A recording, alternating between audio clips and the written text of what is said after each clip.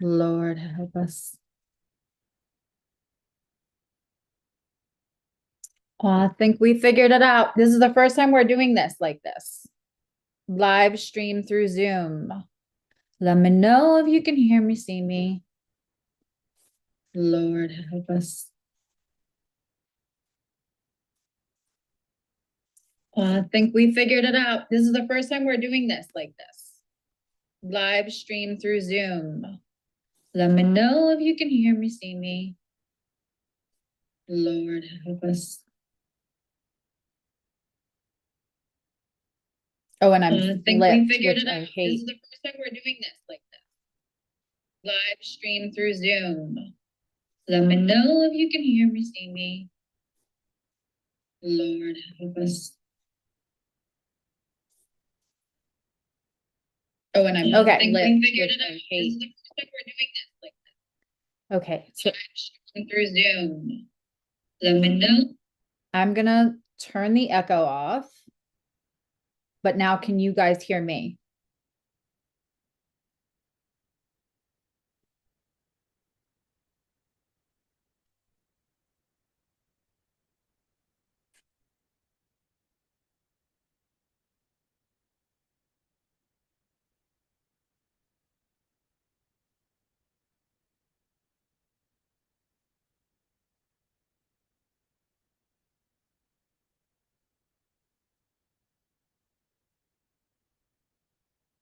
Okay.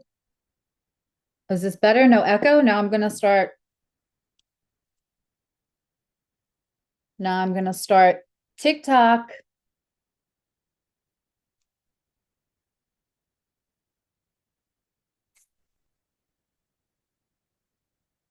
Okay. I need you to comment on TikTok so I can make you a mod.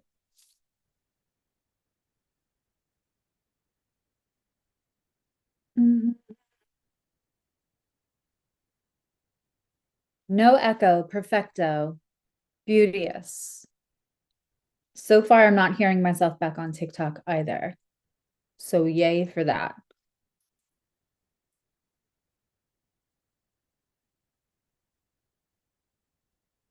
Okay.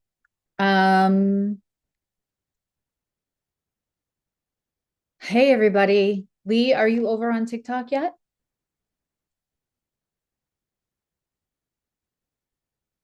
Hi guys. We're gonna go through the Virgo moon. Thank you, everybody. Thank you for the patience, especially YouTube, because I'm doing both right now. Because this is the first time I'm using Zoom as a background. If the YouTube, for whatever reason, is like not as I'm also I'm on the Y of T and I'm on the TT. So whichever one you're more comfortable. I'll be able to, okay, let me make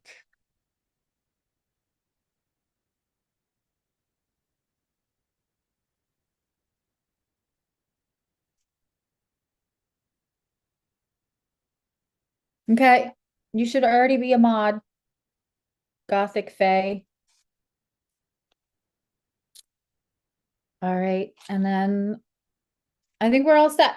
All right, so let's start. We're gonna talk about this Virgo full moon. I was saying earlier when I made a video that the pop astrology is hilarious. Some of them are hilarious, but they're not really accurate. So the full moon can't be the same for everyone.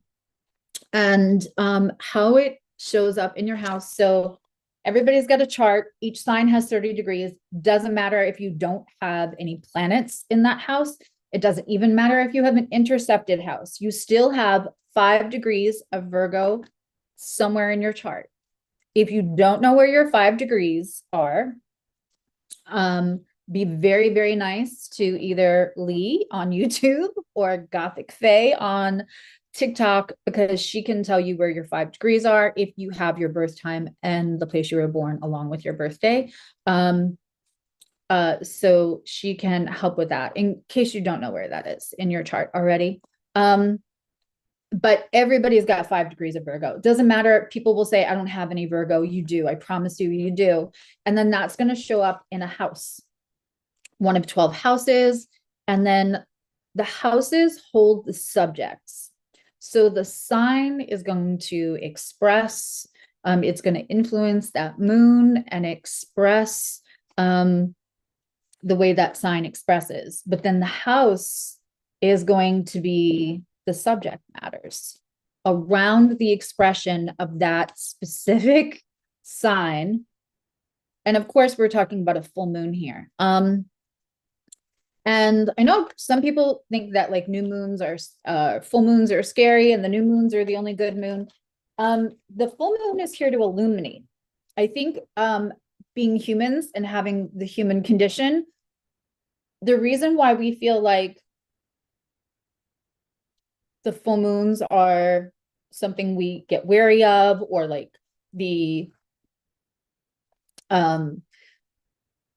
emergency rooms get full, right? Like the craziness that happens at the full moon is because the full moon is bursting with energy. It is at its fullest part. It is filled with light. And what happens with us is just because we're trying to get through the day, just because whatever our communication skills are, just because whatever our trauma manifested behaviors and survival tools that are built in since the time we're kids, we sometimes go la, la, la, la, la. I don't want to deal with that. What the full moon does is it turns on all of the lights in our life and shows us, but especially in the house, that your full moon is going to fall where that 5 degrees of Virgo is. It's going to, for sure, light up that area. So what you didn't want to be aware of before, you're going to be aware of now. I have a membership through YT. And we had a membership members only Zoom. And we talked a little bit about stuff I was asking. They were able to ask personal questions. And that's what we do. When you are certain levels of membership, it's just like private session, group session. And the people in my membership are awesome. Oh, hello, Nicole Lilith, medium. I'm so glad she stopped by. I love her. Actually, I'm doing a tarot deck right now. One of my extra cards are inspired by her. But anyway, so when we are talking about the lights coming on, I like to be transparent because I'm a flawed human living a 3D experience. And back years ago, when the engine check light came on in my car, I would just bloop, bloop. I'm not going to see that. I can't deal with that. I don't have the money. I can't deal with it. I have 3 jobs, whatever it was. So I just kind of like, it gave me knots in my stomach, but I continued to ignore it till it was a really big fucking problem. Right. And so that's kind of like whatever is going on in our lives that we kind of, we know that there's a little check engine light in some place in our lives. The full moon's here to let you know. So the more that you kind of ignore the things, the more you'll feel the full moon, the more you feel eclipses. And I feel like because we have this Virgo full moon before we go into eclipse season, we'll have this Virgo full moon, then we'll have a new moon in Pisces. And then we have the first eclipse. We have a full moon eclipse in Aries, full moon eclipse in Libra on March 25th. And then we have a wild new moon solar eclipse on April 8th. And I mean, it's wild. It's so actually I'm gonna run a special. If you want to hear about specials, I'm not gonna sit here and talk about stuff, but if you want to do that, you can just go to my website, hit contact, and ask to be put on the mailing list. But I'm gonna run specials because I feel like everybody needs a reading for these eclipses. Personal, like I don't normally do that. I run one around Christmas time, between Christmas and New Year's, and I run one around my birthday, and I don't run specials every 5 minutes, but I'm going to for this because I would like to make it affordable for people to have readings, because the best way to go through any transit is informed. So let's talk about the fact that, so the full moon is just bursting. It wants to show you things. It's going to shed light. It's going to shed truths. Truth be out at a full moon. And this one is interesting. So we're at 5 degrees of Virgo, and it's opposing, of course, the 5-degree Pisces sun, because a full moon is always the sun and the moon in exact opposition. And that represents polarity, it represents balance. And so that light coming on, that light shedding in whatever house and whatever subject is about showing you where the imbalance is in our lives, right? So that we can internally balance. What do we need to do for ourselves? Because the external is always just a mirror. So it's going to show the light for how you need to balance on the inside, right? Because a lot of external circumstances, we can only control so much. What other people are going to do, or whatever things are coming in and out of our lives, jobs and finances and all of that, right? But it's how we react to it. Our moon is our emotions. It's like our first boss. When we were little, we didn't think about whether it was okay to throw ourselves on the floor and have a tantrum. We did it because that's what our emotions called for. And as you get older, you learn what's acceptable and not acceptable, and how to filter your emotions in a way that make people like you, love you, that's more acceptable, all of those things, right? So we have the sun, we have your vital energy, how we feel energized, how we feel drained, part of our mission here. The sun's a lot of things. So when we have, and I'm a trauma-informed astrologer, in case you didn't know, trauma-informed support certified. So we all have unhealed stuff. I do this for a living, and I have Pluto on my ascendant. I like to look under the rock and see what I need to change about myself. And so I'm willing to do that because it feels better than when I used to fuck myself over and ignore things, right? So now that I've gotten to a place in my life where I feel like, okay, I'll just examine it, because at the end of the day, it's less traumatic and less hurtful than ignoring it and letting it blow up. So depending on where we are, and I mean, I will have stuff to heal till the day that I leave this earth physically. We all will have stuff to heal, right? Whether it's small little nuance. I said this to a friend the other day. A lot of us, you get to a certain age or you go through big cataclysmic life things, we feel like, oh, I'm aware of that. We heal the big things. We get to a point where it's all nuanced. It's all Venn diagram. It's not black and white. So we're going to heal till the day we die. So when I say this next thing, it's never an insult. It's never a judgment. This is judgment-free zone. I have a fuck shame policy around my practice. Our emotional base is still how we react to things, how we feel we're allowed to react to things, what we internalize because we don't feel like we can externally react to them. That is a product of moon, right? Your moon sign. But also when we look at the moon in a full moon, it can very much be like our emotional reaction to things. And that is going to be tempered by what we've healed, what we haven't healed, blah, blah, blah. Right. And that doesn't mean everybody is a bunch of unhealed, unaware troglodytes out there. It just means we're always just going to be doing stuff. Right. So, and then it's that sun. And also like, how do we want to be representing ourselves and that vital energy? So those polarities, external circumstances will happen to kind of bring more harmony to the internal marriage between our sun and our moon. So that's what a full moon is like, right? It turns a light on. So, and a full moon is for understanding, okay, this isn't working. This doesn't any longer serve me because it used to serve me.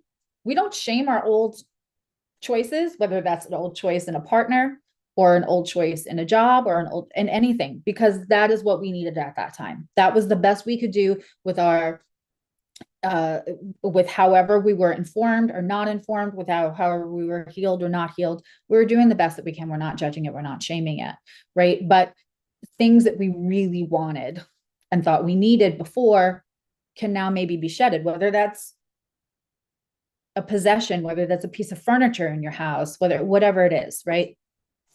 So we go to shed in a full moon anyway. Full moons are for shedding. So that we don't, not because we want universe to come take things away from us, not because that feels good, but because the more we can voluntarily look around when that light is on and shed voluntarily, the less it'll feel like, oh, that full moon took that thing from me. I hope that hits home. Now we're talking about a full moon in Virgo, and Virgo is run by Mercury. It takes information and it edits it down.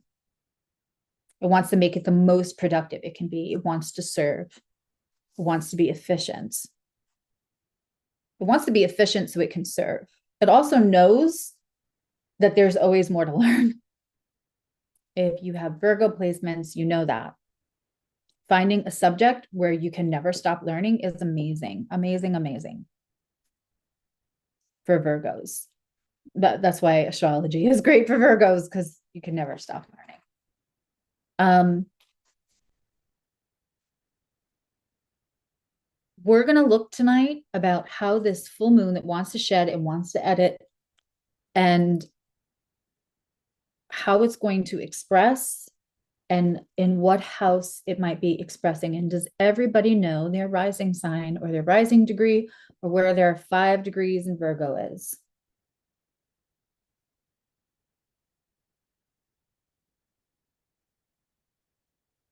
It doesn't matter whether you have no planets in that house. 10th house Virgo. So you want to look at the cusp of that house if you have a chart available to you. And again, my moderator can help you find your 5 degrees of Virgo if you need. The other thing about Virgo is we can often experience like Virgo tendencies can also, because they understand how much more productive it can be when you edit something down, when you organize something. They know that there's more information. They know there's better information. There's probably a better way to do everything, right? It also can create that imposter syndrome. And I know that we all know what imposter syndrome feels like. So when it is creating imposter syndrome,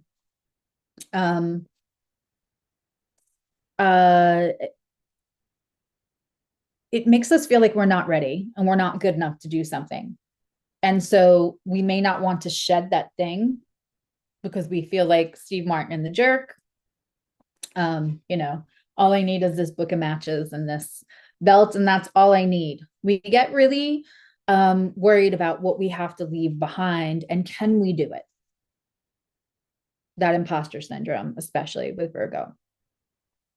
And what's opposite this moon is, again, of course, the sun in Pisces at 5 degrees, 23 minutes. And by the way, that'll be at around 7:29 in the morning tomorrow, Eastern time. So do the math for wherever you live. But that sun is sandwiched by Mercury at 2 degrees, Mercury in Pisces, and Saturn at 9 degrees. We also have Mars at 8 degrees of Aquarius, which is ready to receive that moon. That is the next aspect. That is the next aspect that after the moon, after the full moon, the next aspect is that 8 degrees of Mars getting ready with open arms to receive that full moon. And of course, Pisces and Virgo, we can talk a little bit about health and anxiety. That of course is going to be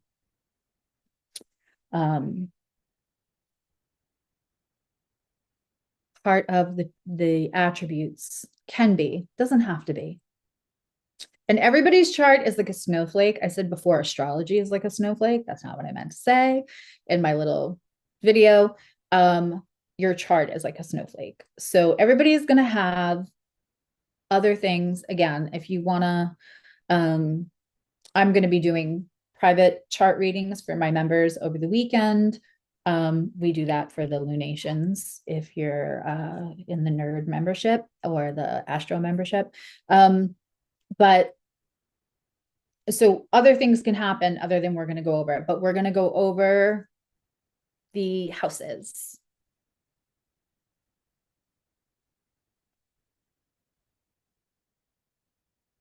Is everybody ready? Does everybody get it?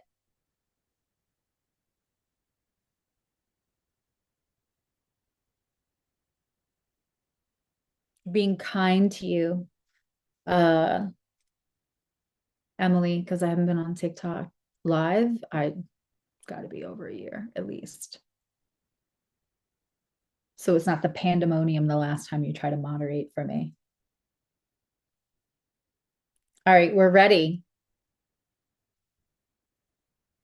5 degrees. So if you have your 8th house starts with 12 degrees of Virgo, this full moon is actually in your 7th house. Depends on the degree. And if you're using whole signs, then that's going to go a little easier. All right. I wrote down my notes so I would be thorough for you all. Because otherwise, if you know, you know. Yeah, my Gemini squirrel on the wheel trips on its words. So I wrote notes so I could be as succinct and as helpful as possible. You're a 12th house Virgo, so you're having that, and yeah, the 12th house is really interesting. I'm also having it in my 12th house. Okay, so again, so the sun and the moon are the mirror to each other. And here's a little life hack. Your 7th house is a mirror. The 8th house is a mirror to the 12th, to the 2nd house. Everything is so that you can fine tune, so that you can express through your reflection of yourself in situations with other people. So the sun moon mirror here is really important to show the light on what's no longer working for you. Because why? Because you may thought like you couldn't live without it before, but now you don't need it. Okay. Yeah. So first house, if you have this in your first house, you could be a Virgo rising, but you would have to be very early degrees Virgo rising. Anything past 6 or 7 degrees, anything past 5 degrees and 23 minutes of Virgo rising, you're actually you're going to have it in the 12th. But if you are Leo rising or Virgo rising, possibly, but that 5 degrees of Virgo in that first house. You know, this is illuminating us. It's illuminating our path. It's illuminating our identity and how we represent that identity to the world.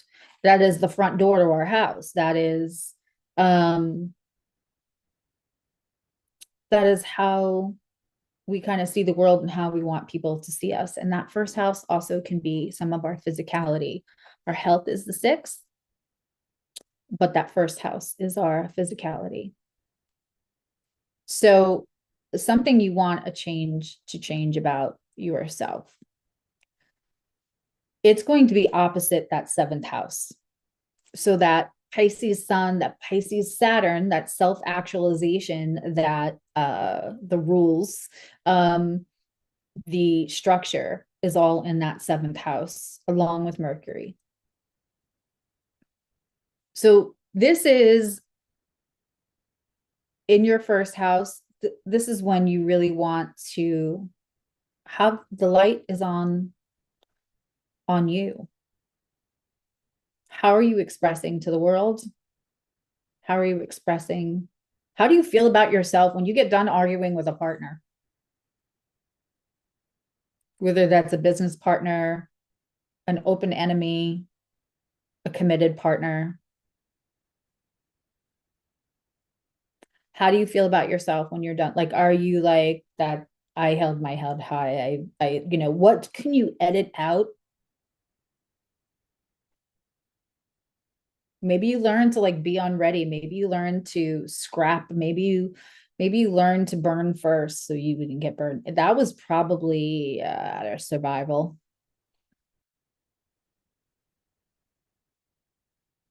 But that mirror of self-actualization is staring back at you. And that light is on you. You could also be changing something about your physical surroundings and also your physicality. We know now the trauma, the body keeps the score. The trauma is held in our body. And so whether that is our cortisol levels being high, the trauma being held in our hips, this is a great time to look at somatic releasing. Are you keeping yourself a certain way physically because that feels safer? Can you let that go now? Have you built the inner strength and the healing to feel safe without that? And for those who that just hits home, you know what I'm talking about. When we physically keep something about ourselves to keep people away, to keep safer. And if we've healed and done work and we can feel safe without that now, can you edit that out?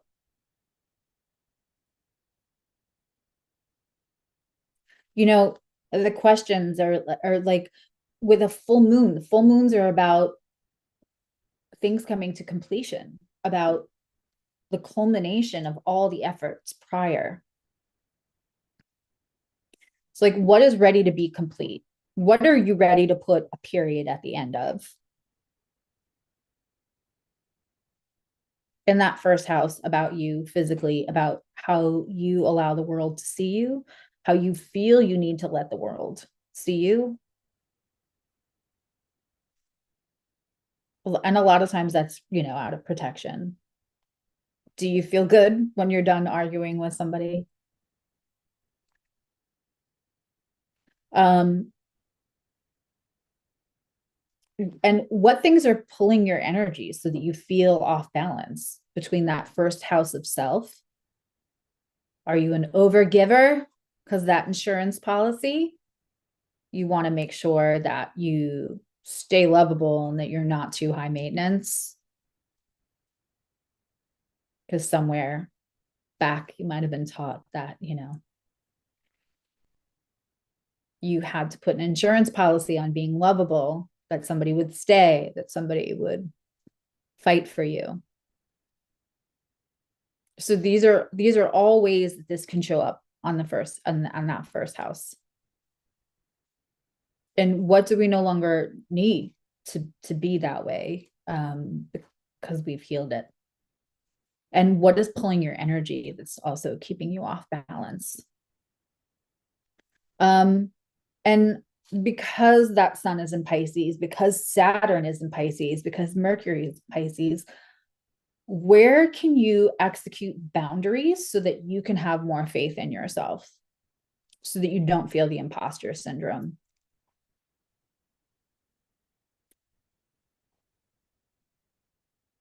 Where can you execute boundaries?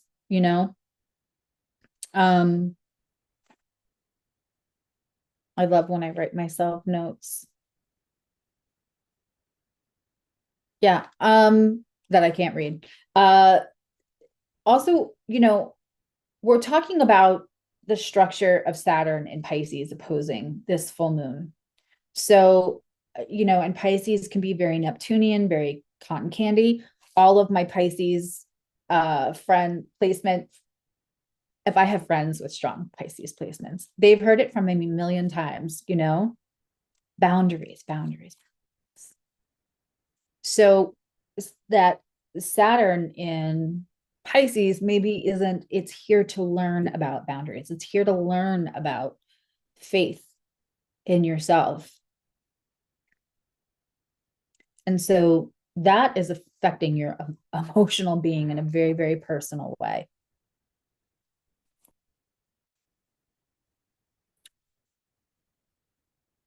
And I'm going to take questions at the end.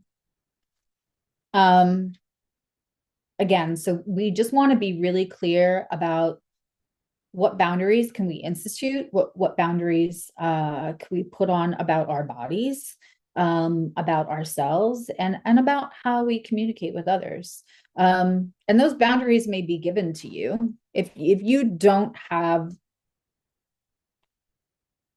the proactive motion, right, to deal with what might be shed from this moon, if it's always better to have that conversation, to be proactive, because otherwise the seventh house could serve you those boundaries in a way that you won't enjoy. So it's really important to see, how do we reflect in others and what can we edit out, because we don't need to anymore. If you have this in your second house, so you could be Leo or Cancer, just depending on where that 5 degrees of Virgo falls, if it's in your second house. This is as little as shedding your possessions. That second house is a lot, but it's possessions, it's our talents, it's our resources that feel like ours, right? Our resources, not somebody else's resources, ours. But it's also our value. It's also self-value and our values and what we value. So it could be as small as saying, I held on to this piece of furniture for sentimental value and I'm ready to get rid of it. To declutter. I mean, if you want to declutter in a Virgo moon, and I know there's somebody in our community that kind of spent the weekend doing that, which is just perfect.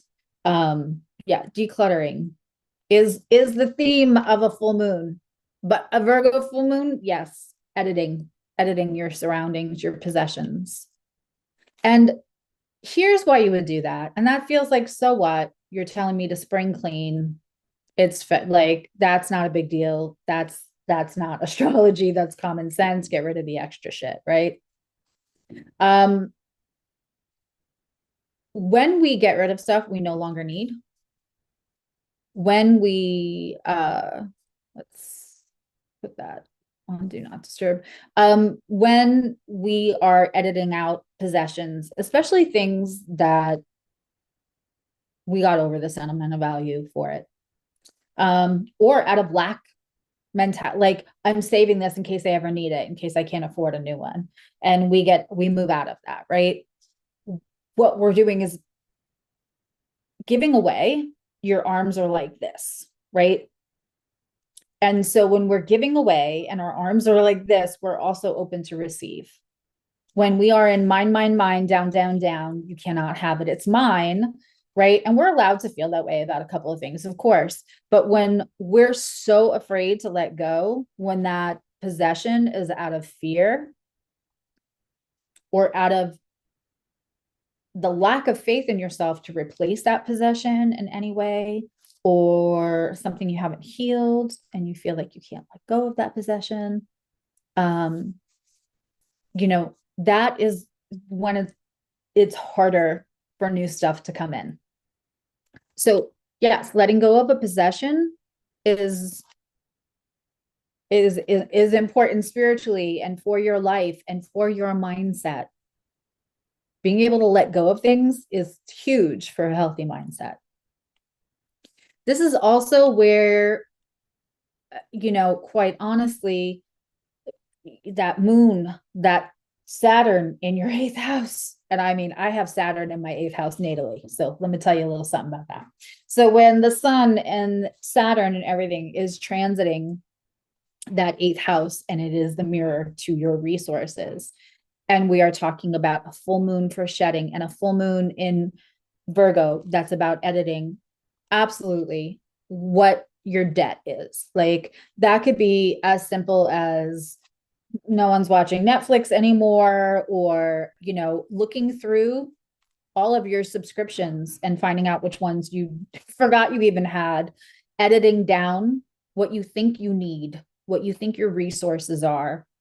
And that doesn't mean to live less, because I'm not about that lack mindset. It just means what you're really not using, where you can make room for other things.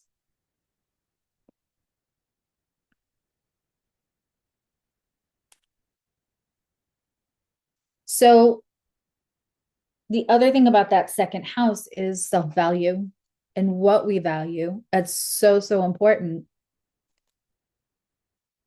Our self-value, our sense of value is connected to our Venus sign, right?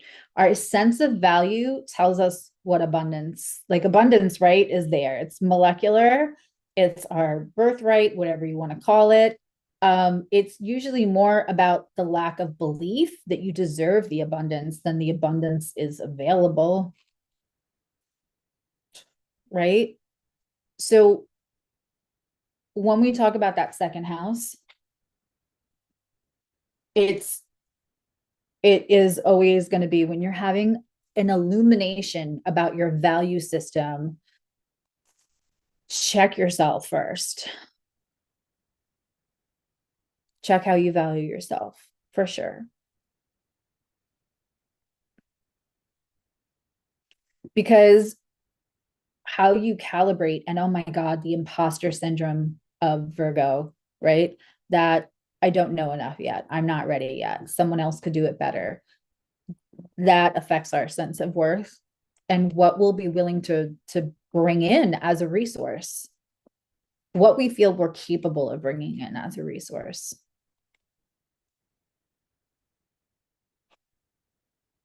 Where you may be staying in debt to somebody else because you don't feel like you could do it on your own, because it's a self-worth thing. The love we think we deserve is directly correlated to our sense of self-worth. That's why Venus is love and money, because it really is all self-worth.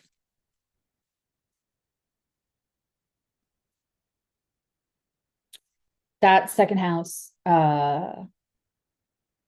editing out the clutter, whether that's thoughts, intrusive thoughts about your own self-worth, or whether that's a piece of furniture or clothes that you don't fit in anymore, and you feel like you were more valuable when you fit in those clothes. Get rid of your stuff in your closet. It just makes space for more resources. That's what you're doing. If this is in your third house, you might be Cancer or Gemini rising, but wherever you have that 5 degrees of Virgo, this could illuminate a relationship with a sibling, with a really old friend, like a friend you met at the bus stop for kindergarten or first grade. This could illuminate your communications. What I really love about the third house, and if you thought you were good with your sibling and something happens and you're possibly feeling like you thought they would have your back more, whatever's going to happen, or they're going to tell you they thought you would have their back more, whatever's going to be happening is you're not going to be able to miss it. Siblings, old friends. This can also be stuff going on in your neighborhood that you didn't realize. The light will be on. You'll see it. And this is also our communication. This is where we find like our writing skills. If you have Virgo at 5 degrees, right, in your house of like, maybe you're writing a book, maybe you're writing a booklet, maybe you're writing lyrics, maybe you're writing something, some form of communication, maybe you're writing a little self-starter course, and you keep editing and editing and editing, or you feel like you know, I don't want to say writer's block because that's so cliche, but the imposter syndrome, may that be burst by this full moon. May it be burst. May that Mars in Pisces reflecting the moon and how you feel about yourself and how you feel about whether your work is good enough for other people to read or see, whether you're an artist. I hope it bursts. I hope that dam bursts and you get over the idea that it needs to be edited down more and it's not, you know, one of my favorite sayings, and it actually, speaking of third house, came from somebody I've known since elementary school. He sent me something. We spam each other's Instagram. We don't actually ever have conversation. We just speak through Instagram memes. And once in a while, he serves me up such a good one that I'm like, oh, I'm sharing this with the community. But it was like, may you, as a Virgo, celebrate, you know, what you think isn't ready enough the way other people celebrate their mediocrity. I am sure it's good enough. If you're listening to me and you have 5 degrees of Virgo in your third house, it's good. It's good. Let somebody else fully read it without apologizing for why it's not ready enough yet. And it's good. I hope this releases because, you know, full moons are for releasing. Are you writing a mini course? Because that's a big deal right now, right? Maybe you're like, that could be really great passive income, but what if it's not good? What if somebody else has more experience than me, reads it and was like, this is shit. Who does she think she is? Who does he think he is? Right? Nope. Get rid of that. That's what you're getting rid of. Also, early relationships. If you are close with a sibling or you are close with somebody that you befriended on a bus stop when you were a kid, and you're going to tell me neither of you have grown so much that you might think differently or feel differently or be at different places at different times. I would love to meet you. I would love to know that story where at no point ever was it like this. It's always just been like this steadily. I mean, you can have a bestie since you're little. I love my friend Christine. We've been friends. We met at the bus stop when we were 5, but we're not like, we have different belief systems. We have grown in different worlds. We've experienced the world differently. We do not think about everything the same way. So there may be an illumination about what that is, right? And some people really hold on to the idea that if they don't have all the same friends since they were 5, there's something wrong with them, that they fail relationships. Sometimes you just have to examine them. Sometimes you just have to dig in, you know, and don't forget that Mars, that Sun, and that Mercury are reflecting from that 9th house of higher beliefs, of moving forward, of higher education, of higher ground, of all of that.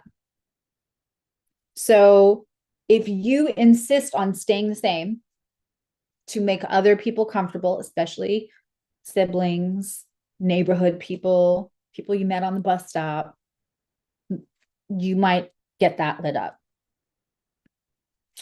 in that 3rd house. And again, that is, you're most likely could be a Cancer, but you might be a Gemini rising as well. Yeah. And I mean, how does that reflect self? Because that's the whole point of this, right? How does that reflect self? 4th house. And again, if you're just joining on either and you don't know where you have 5 degrees of Virgo, my moderator, if you give her your birthday and place you're born in your birth time, she will let you know what house it's in if you don't already know. I think most people know. You could be a Gem or a Taurus. This is happening in your 4th house if you have that 5 degrees of Virgo in your 4th house. This is not just going to illuminate, you know, because Virgo is also about self-mastery. So we're shedding all of these things to get to that better place, right? Because Virgo can't stop. Growth junkies. hard on themselves, self-evolution junkies, right? Confess. It won't just illuminate your current home life or your current real estate, like where you're living, your home.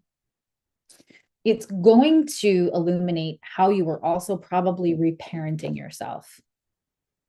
Again, in this age of Aquarius, in the information that we have, what we know about even the world of trauma has changed so much. The information, epigenetics, all of that. It's fascinating, right?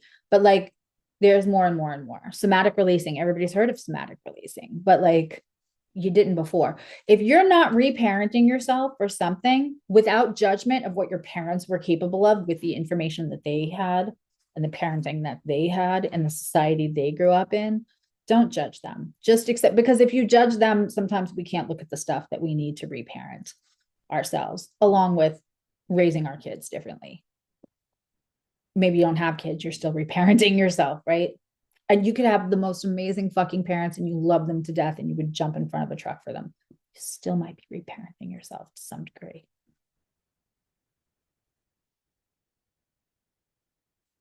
So illuminating how you are reparenting yourself and that what is off balance about our sense of sanctuary, because that's where our fourth house is. Not just physical sanctuary, but like emotional sanctuary. Fourth house is where we purposely go. We purposely go to be the most comfortable and to not deal with other people. Sometimes it can be the cocoon, but our lineage is there. Our generational trauma, it's all connected there to that I see, right? So our generational cycles, our generational trauma, our female lineage, our connection to home in that early environment. So this full moon is happening there could be a change in status about the home. There could be a change about you could you could, I will keep saying, I will die on this hill. If you look around your life, this is why astrology is so important. And my clients that do 15 minutes with me, like once a month, know that. Going into stuff informed is so much better than getting bitch slapped by it, because the sky is going to do the things the sky does. That's gonna happen. The transits, none of us are ever stopping the planets from doing what they're gonna do. None of us are ever going to change the fact that we have astrological charts that are going to also have conversations with those planets that are doing whatever the fuck they're doing in the sky. So going into something informed and knowing, okay, I need to let go of something in this area or that area, and voluntarily giving it up, having your arms out like this. Universe knows that your arms are open also to take in more abundance and take in things that are better for you. But like, if you think you are in a bad living situation and you've been ignoring it for whatever reason, because it's uncomfortable, because who the fuck likes to move? Nobody. Because who likes breakups? Nobody. Right? But like, this could be the culmination of something no longer allowing you balance internally.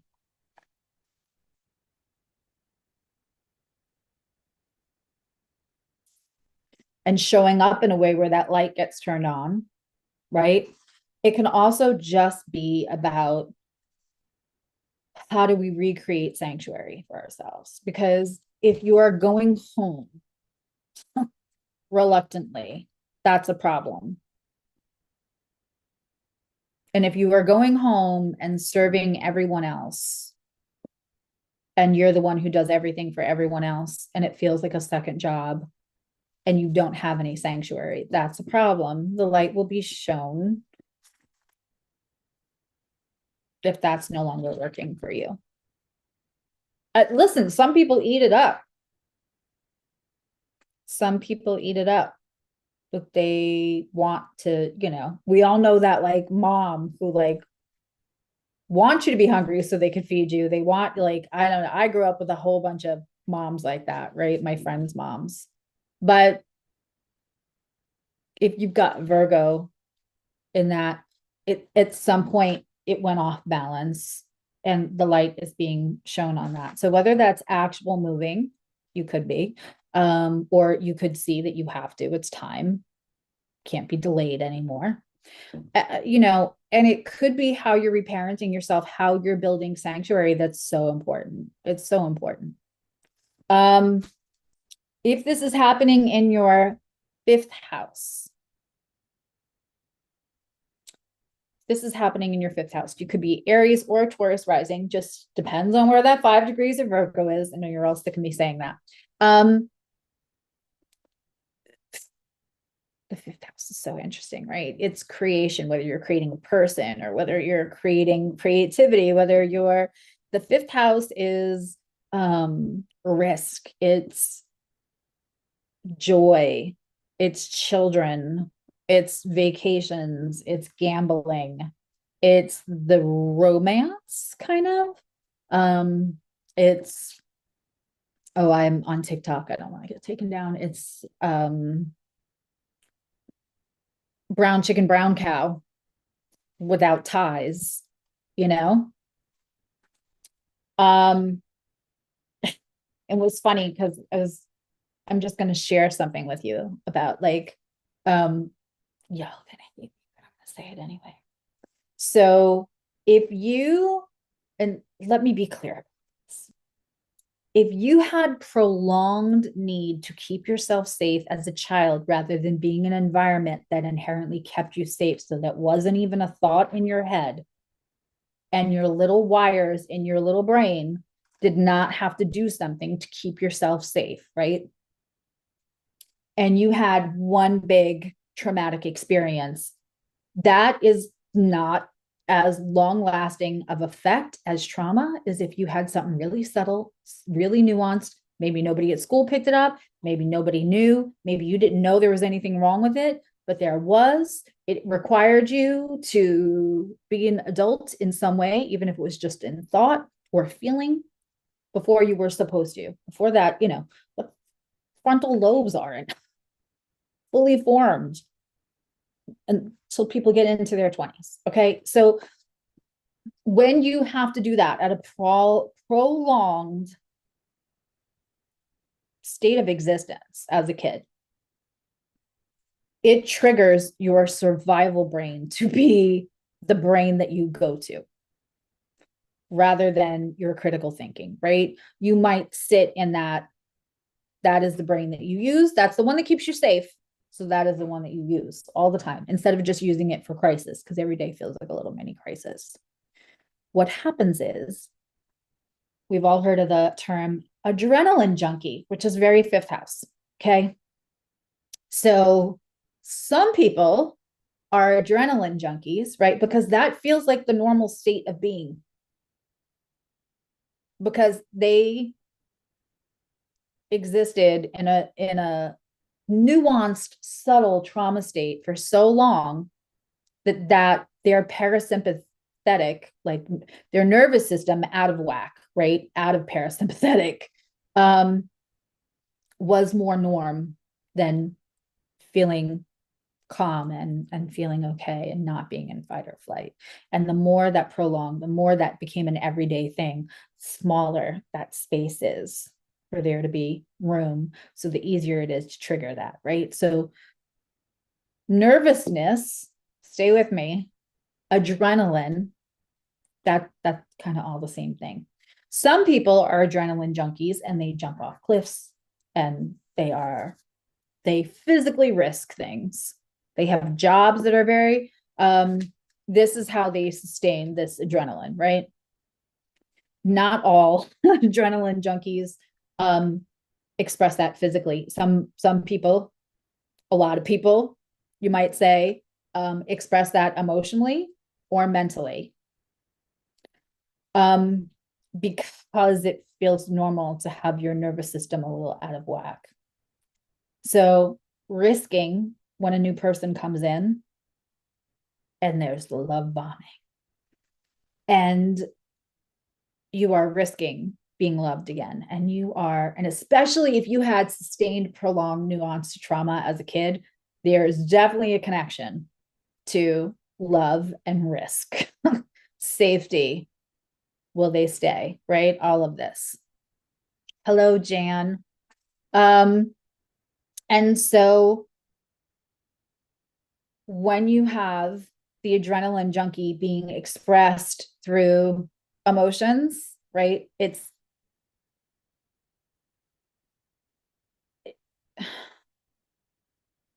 your nervous system. So risk being loved, risk being desired, being enough for somebody, being attractive to somebody, risk them being stayed, risk it all working out, risk that they're going to choose you over everyone. Butterflies. There's a little connection there. That risk, that romance. This is fifth house is also inner child work. So while, yeah, I could do a whole thing on the eighth house and how intimacy is really about feeling safe to be vulnerable with somebody. The fifth house is where we can find reckless, right? Risk, gambling. And sometimes we're not gambling money. Sometimes we're gambling our bodies. Sometimes we're gambling our emotions. Sometimes we're gambling all of that, because that fifth house is connected to inner child. It's connected to risk and those butterflies that we feel. You know, there's an old meme that says, those butterflies you feel when you meet somebody new, that's common sense leaving your. All I'm saying is that we can meet the nicest, sweetest people who deserve to be loved and deserve, like, oh my God, they're so, like, please, I will be so happy for them. They have had the shittiest partners. They have been treated so badly. You know, their family wasn't even that great. And they deserve to have somebody nice. And these people are just, right. And there is a connection there between risk and safety and the nervous system and the prolonged trauma and the butterflies. So when we talk about this fifth house, and yes, I'm spending extra time on the fifth house, it's how we risk, how we create. It's creating children, inner child. It's all, because you think, how is the house of riskier brown chicken, brown cow, and gambling and children all in the same house? That seems like they would be diametrical opposites, but I hope what I just explained is the creation, right? How do you experience joy? How do you allow yourself to experience joy? Do you need risk to experience joy? Because your nervous system only knows, but to be like, nah.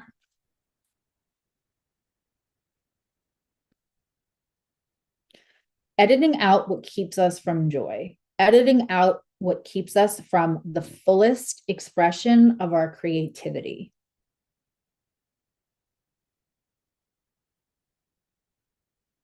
Oh, your fifth house, Virgo. Yeah. And Virgo is very much, I tease in my community, if you know, you know, when it's time to do Virgo's reading, I will always say, how are my closet freaks? Because Virgo is the epitome of lady in the street and the other thing in the bed.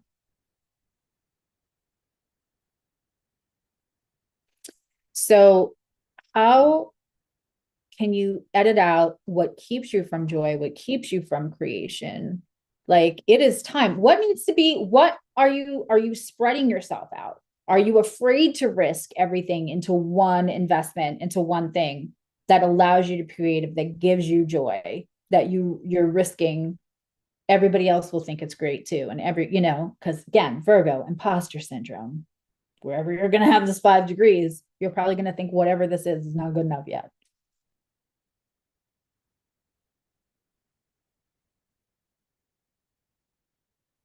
this could show up in way of a new romance, right? Risking it all to be loved, to have it work out. Just remember now. So then that 11th house in reflection of this 5th house has that Mars and Saturn. It's okay to risk, but then also make sure that those boundaries, right? It's not draining you. Sun opposite the moon. It's not draining your emotions.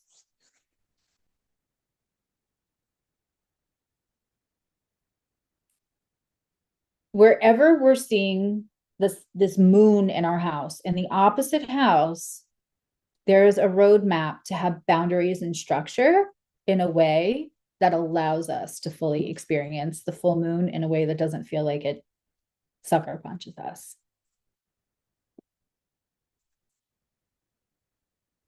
Are you allowing yourself, do you feel like it's good enough? Are you allowing yourself that creativity?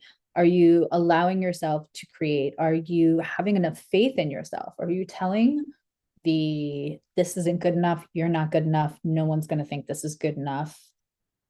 Tell it to shut up.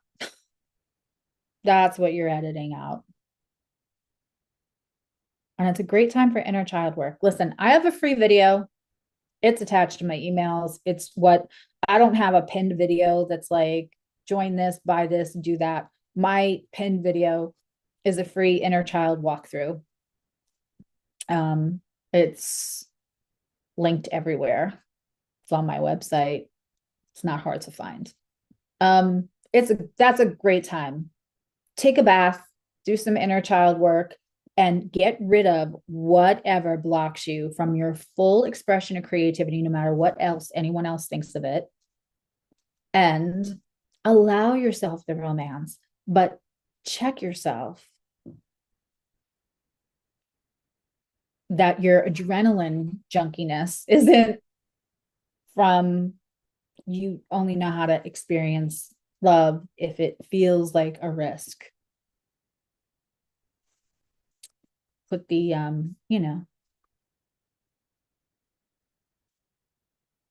put those boundaries to work. Okay. 6th house. You might be a Pisces rising if it's after 5 degrees and 23 minutes. Or you could be an Aries rising. 6th house. Dang. Or actually, it could be an Aries rising if it's after. I did that backwards. If it's after 5 degrees and 23 minutes. Okay, so let's on the real. We all know, right? It's the house of health. So it's also pets. A full moon here. I mean, I have lost pets on full moons in my 6th house. You're going to check your health. You're going to check your pet's health, but you're also going to make sure that you're letting that light shine on your daily habits. If we're editing out, can we edit out sugar? Can we edit out? I mean, we kind of all now know that like the pancreas is like running all the shit that's wrong with us, and Alzheimer's is now being called diabetes 3, type 3. So like this is a good time to let go of sugar, let go of the bad habit, let go of that last thing you can't let go of. Because Mars in Pisces, Saturn in Pisces, and Mercury in Pisces, and the Sun in Pisces is going to be in that 12th house if your 5 degrees of Virgo is in the 6th.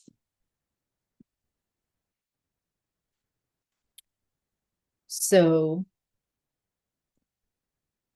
that structure has to come from you. That structure has to come from you. You're going to have to be the bouncer of your own health, and you're going to have to edit down what really doesn't serve you, whether that's daily habits and that affects your health. Also, the 6th house is where we are helpful to other people. Sometimes I look at synastry charts and they're looking at how their chart looks on their potential partner's chart. And if potential partner has a placement in the 6th house, right? And my client has a whole bunch of stuff just supporting that placement. But I don't see emotional ties anywhere else, right? You may feel more for the person than they feel for you because you're very useful for them. So when we're talking about sixth house, we can also talk about how we overgive to people. And because we feel so good giving to them, we feel so good being of service, very Virgoian. And Virgo in the sixth house is as Virgo as you're going to get. So you can overgive beyond, and not really get the thanks for it. And so, and that doesn't have to be all synastry, but what I'm saying is your usefulness. If you having somebody tell you that you're so useful and they can't live without you, we're going to look, I can't help it. The inner child work is always right here. And the trauma informed, I can't do this without, right? So like if somebody can say to you, you're so useful, you're so, and that is like, you don't need the money and you don't need, but what that feels like love to you, that feels like approval that maybe you didn't get. If this house is lighting up your sixth house, look at your daily habits. In my membership live stream earlier tonight, I pulled a card for somebody and I was like, you are doing too much for other people, right? That is very sixth house Virgo. Edit that down. Especially polarity, if it's putting you in balance. Out of balance. I meant I am balance, not I am balance. Yeah, health, inflammation. The reason why the ER is so crazy for a full moon is because the engine check light is on for everyone that ignored everything. Yes, email me. Okay. If you are having or experiencing health stuff right now, then you may get answers. You may get answers. Anxiety. Bring on tools that help you. If you're having anxiety, mental anxiety, nervous anxiety, any of that, bring on tools that help you. Learn the 5-5-7 breath, learn tapping, have redirects for yourself, have the support tools. In that sixth house is about support tools, self-mastery.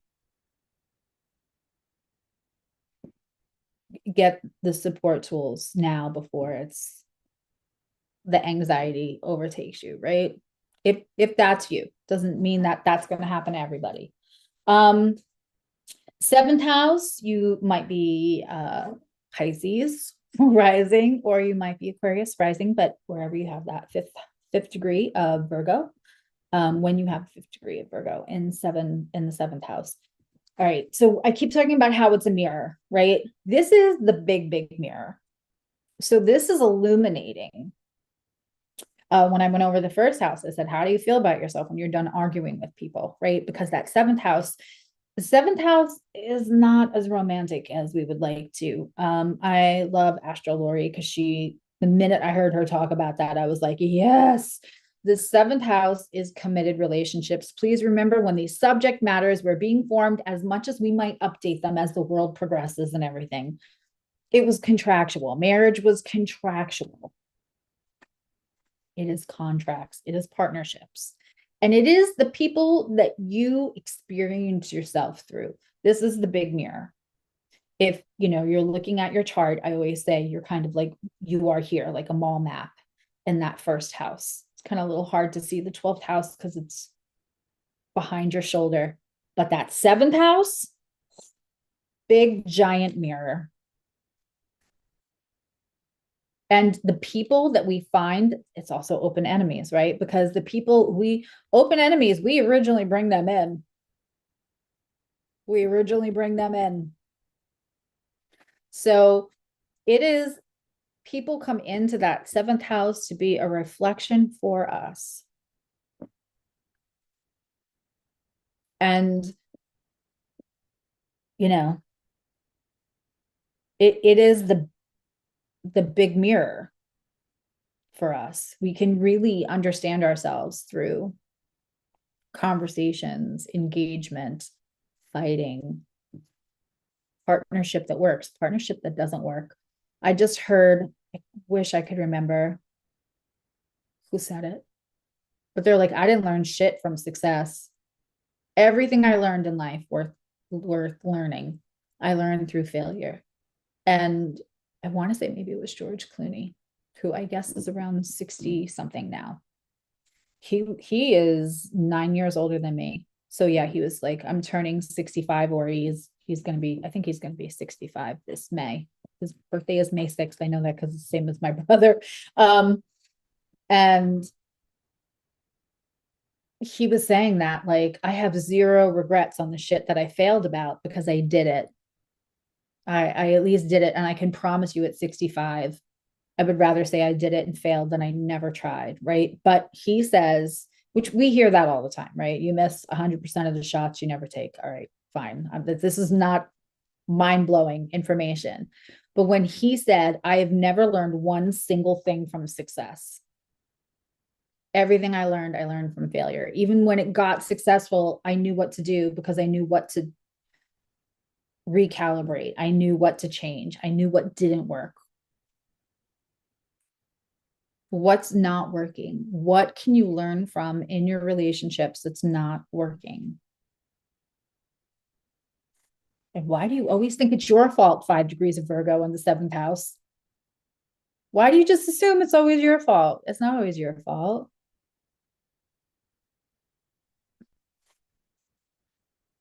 Okay.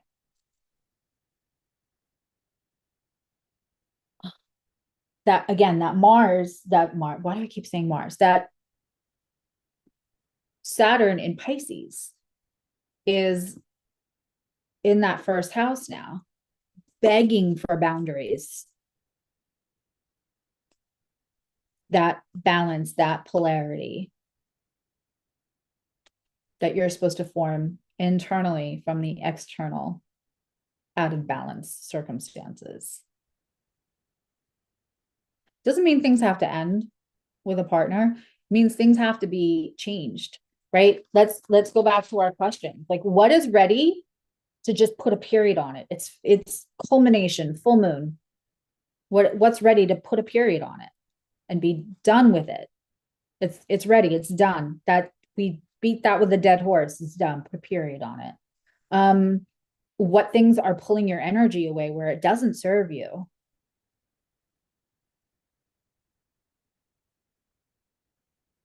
And how can you speak up, use your boundaries, like create structure in a way that allows you to have faith in yourself, that doesn't make you feel as dependent on somebody else, and also doesn't make you feel like a million other people would do better.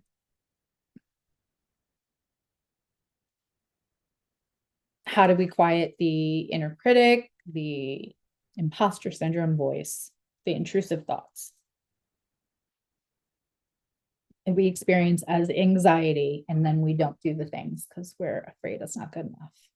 We're not good enough. That 7th house was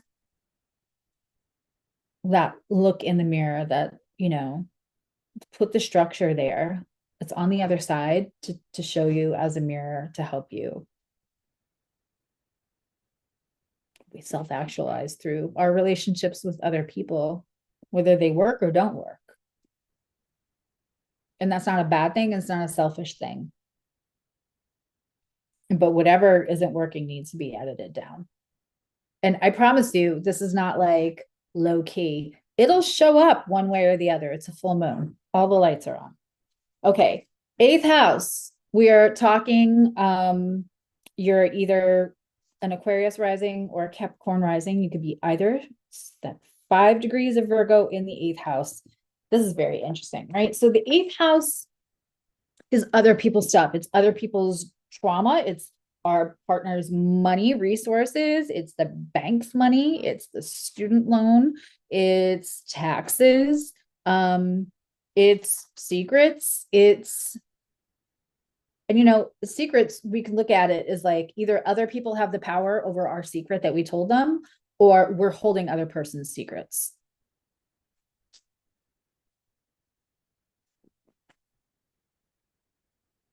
You thought I meant George Burns, not George Clooney. George Burns has one of my favorite all-time quotes, actually. Very funny, insightful guy. That eighth house, when that light shines in that eighth house, sometimes we can become very, very aware of how we set up things in our life where we don't have as much control or power as we would rather have. Right? So that might be like the bill you're not escaping. This is also where who are you letting in your eighth house? That is your house of intimacy. Intimacy doesn't have to always be physical. That means somebody that we feel safe enough to be as naked and vulnerable and as transparent as possible and feel really, really safe. So who are you letting in that eighth house?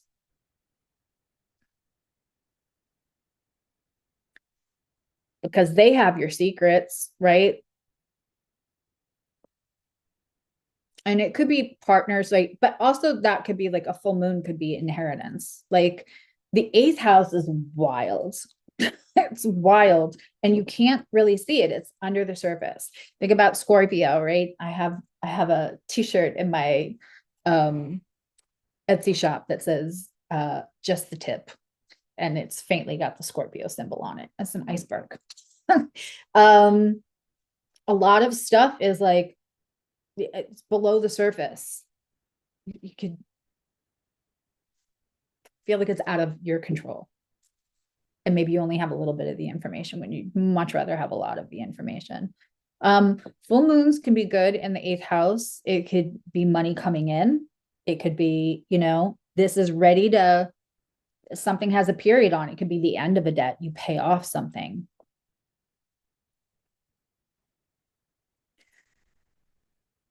Also, again, like, how are you putting power in other people's hands? And so like, what debt are you ready to pay off? And also like, what are you ready to let go of that somebody has power over you or other person's resource? That Saturn is in that second house of your own resources, asking for structure, and responsibility and self-actualization. So going over all of the stuff, again, kind of like that second house, going over where people have power over you or where you owe money, that makes you uncomfortable, that makes you feel vulnerable. I hope everybody listening has never had the experience of feeling like that bill is at some point something's going to get shut off or a car could get repoed or whatever. I hope you've never experienced that. But full moons in Virgo, in that anxiety state, in that eighth house where you feel like you have less autonomy over what's going on in that house, because you let somebody in, because it is the house of intimacy. Because when you let them in all the way under your skin to everything. So looking how you can still feel safe and have autonomy at the same time, what needs to get edited out? What way can you have more faith in yourself to get out of the position you're in the eighth house that you don't like being in?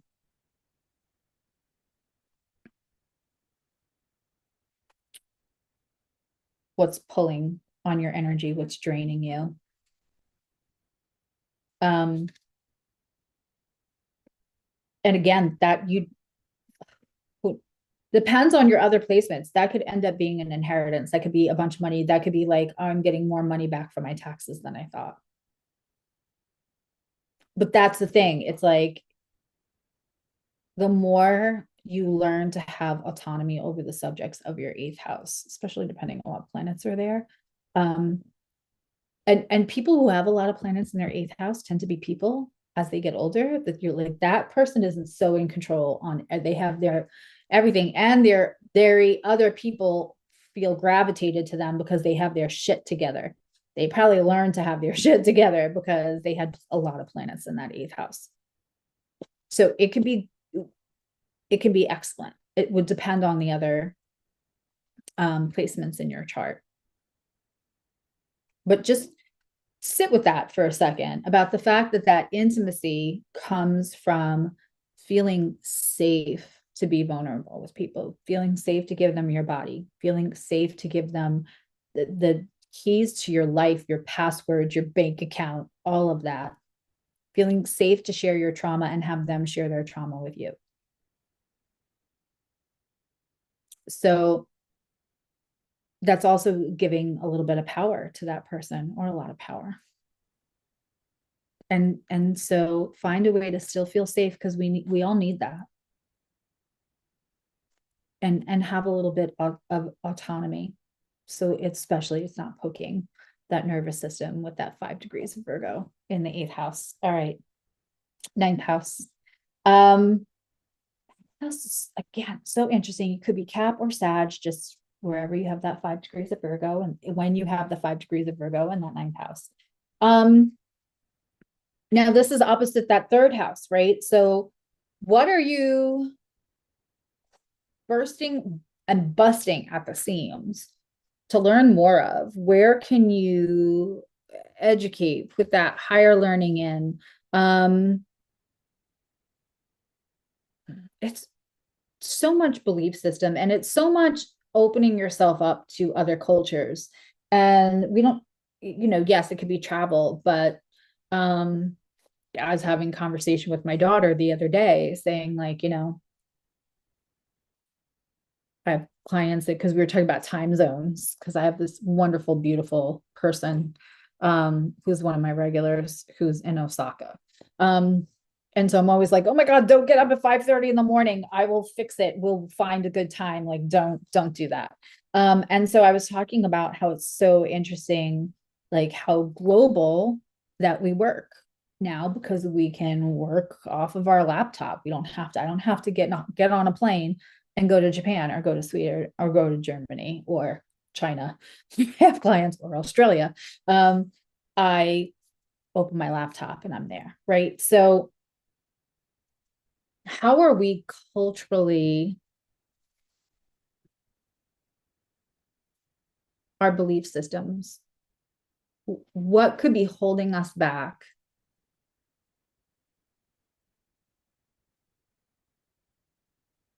about our belief systems, about other cultures, because that 9th house, you reach that higher ground, you have those epiphanies, you have that Uranian lightning strike, you have that, it's very spiritual, it's incredibly, it's mind expanding, right? Like if we think about the 9th house and Sagittarius and Jupiter, it's expansion, and it's hard to do that with a closed mind. It's hard to do that saying, this is how I was when I was 5 and I'm going to stay that way my whole life, right? So this is when we're really pushed. What needs to go that is in your way of reaching that higher ground, whether it's through your beliefs, whether it's through your education, whether it's through your limited exposure to other people and other cultures. And it's also faith again. So when we have Saturn in Pisces and the sun in Pisces and Mercury in Pisces in that 3rd house, it's a balance of taking the structure of who you were and allow that to be the building blocks to who you get to be, and not cube you into staying that same person. Like, that's the balance. You can let your early childhood, your first friends, your early neighborhood, your siblings inform who you are without it stopping you from reaching higher ground. a new course, and deciding whether, are you with that imposter syndrome, are you ready? Are you ready to teach? That ninth house of teaching, are you ready to teach? Can you regulate that nervous system and say, fuck it, and teach what you know you know? Can you have enough faith in yourself to do that? And I feel like that's a question on a lot of your minds if you have that 5 degrees in that ninth house. Yes, you can. Yes, you can. If we are in the 10th house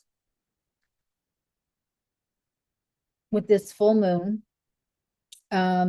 you could be Capricorn, right? Nope. Sag or Scorpio rising. And I know I have a lot of Scorpio risings, especially on YT. There's status here, right? Your public reputation, as people know you, as people see you.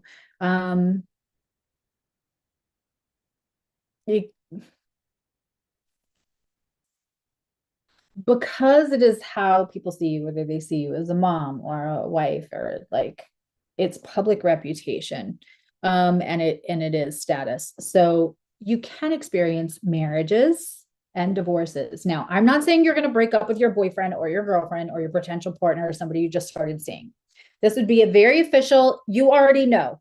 If this Virgo full moon is coming into your 10th house and it's going to bring an actual divorce that changes your last name, changes your status, or a marriage that changes, you probably already know. I'm not bringing you a ton of insight. You're probably on that track, but it definitely can.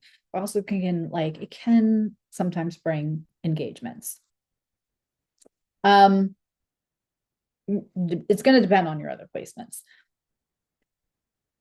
But that 10th house isn't just career, it is your higher calling. It is that sweet spot of taking what you're good at, and what you're called to do.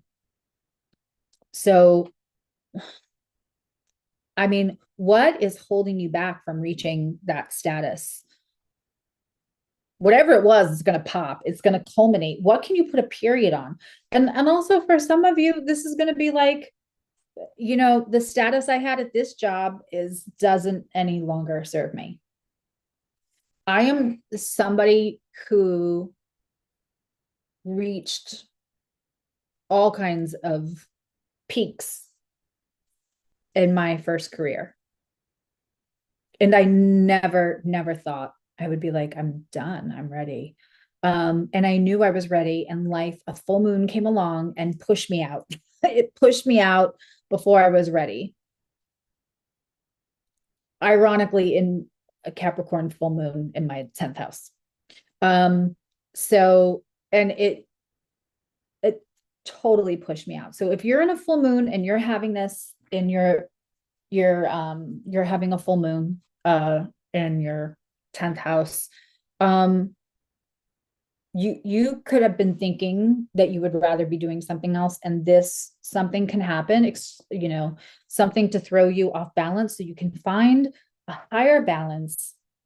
Don't forget that 4th house that I see in that MC are the polarization for these houses. It's a big deal. So that where I came from and where I'm going and what no longer serves me is really, really evident here. And it's not just career, but you could just decide around this time, like, I'm done, or circumstances could help kick you out of what you're doing now so that you're done. I keep forgetting TikTok and I keep leaning off camera. Sorry.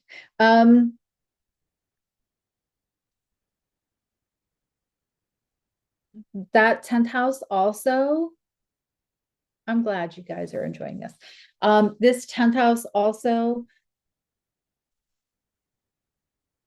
because it's public reputation, and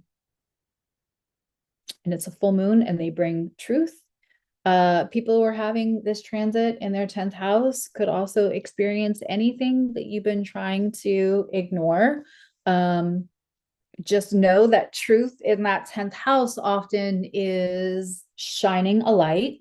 A full moon in your 10th house can shine a light on who you are, what you bring to people, what you're known for. So that could be really good. And it's, it's the line, hate me or I don't care for this, but it's the line from the Taylor Swift. Karma is a relaxing thought. Aren't you mad for you? It's not, or whatever the line is exactly. So like, that's how this full moon works out there. If by any chance through whatever trauma response behaviors, and again, I have a fuck shame platform, not about the judgment. We're not doing that. We're not judging what we did to survive. But if you were doing something to survive out of trauma manifested behaviors, and it reflects your public reputation, that also is something that can come out of a 10th house transit. So if that is a big concern and your gut is telling you that is a big concern, that might be something you would want to get in front of. And this is just general advice for anyone having a 10th house full moon. If you know there's something that might come to light that you would rather people find out from you than from that whole get in front of it, just saying. And absolutely it can bring raises. What are you putting a period on? What is done? What is draining you? And that's work home balance. And where can you have more faith in yourself so you feel less dependent on others, so that you quiet that imposter syndrome, those intrusive thoughts, the not good enough. Where is that at work? Having faith in yourself, to feel like your best is good enough. And if you're someplace where your best is never good enough, and if a Virgo or a Virgo placement, or that 5 degrees of Virgo is someplace where the voice of your environment is telling you you're not good enough louder than your own. And if you have Virgo placements, you know what I mean by this. If somebody else's voice is louder than your own inner critic telling you you're not good enough, you run. Full moon, run. So if that is your work environment, if that is your public environment, then it's time to let that go. 11th house. Okay, now Nicole is in TikTok. I love it. That 11th house, I would not be mad if you shared, Nicole. That 11th house, you could be either Scorpio rising or a Libra rising, depending on the degrees, whatever rising sign you have that falls that 5 degrees in the 11th house. Oh God, the networking. Edit down. If you're looking to network, if you're looking to be loved, this is also like learn long time plans. This is also hopes and dreams. This is, which sounds so Robin Leach caviar, but it's also the internet. It's also big groups, and groups is networking. You want to be creative, and that fits. It's like, who do you know in the 11th house, right?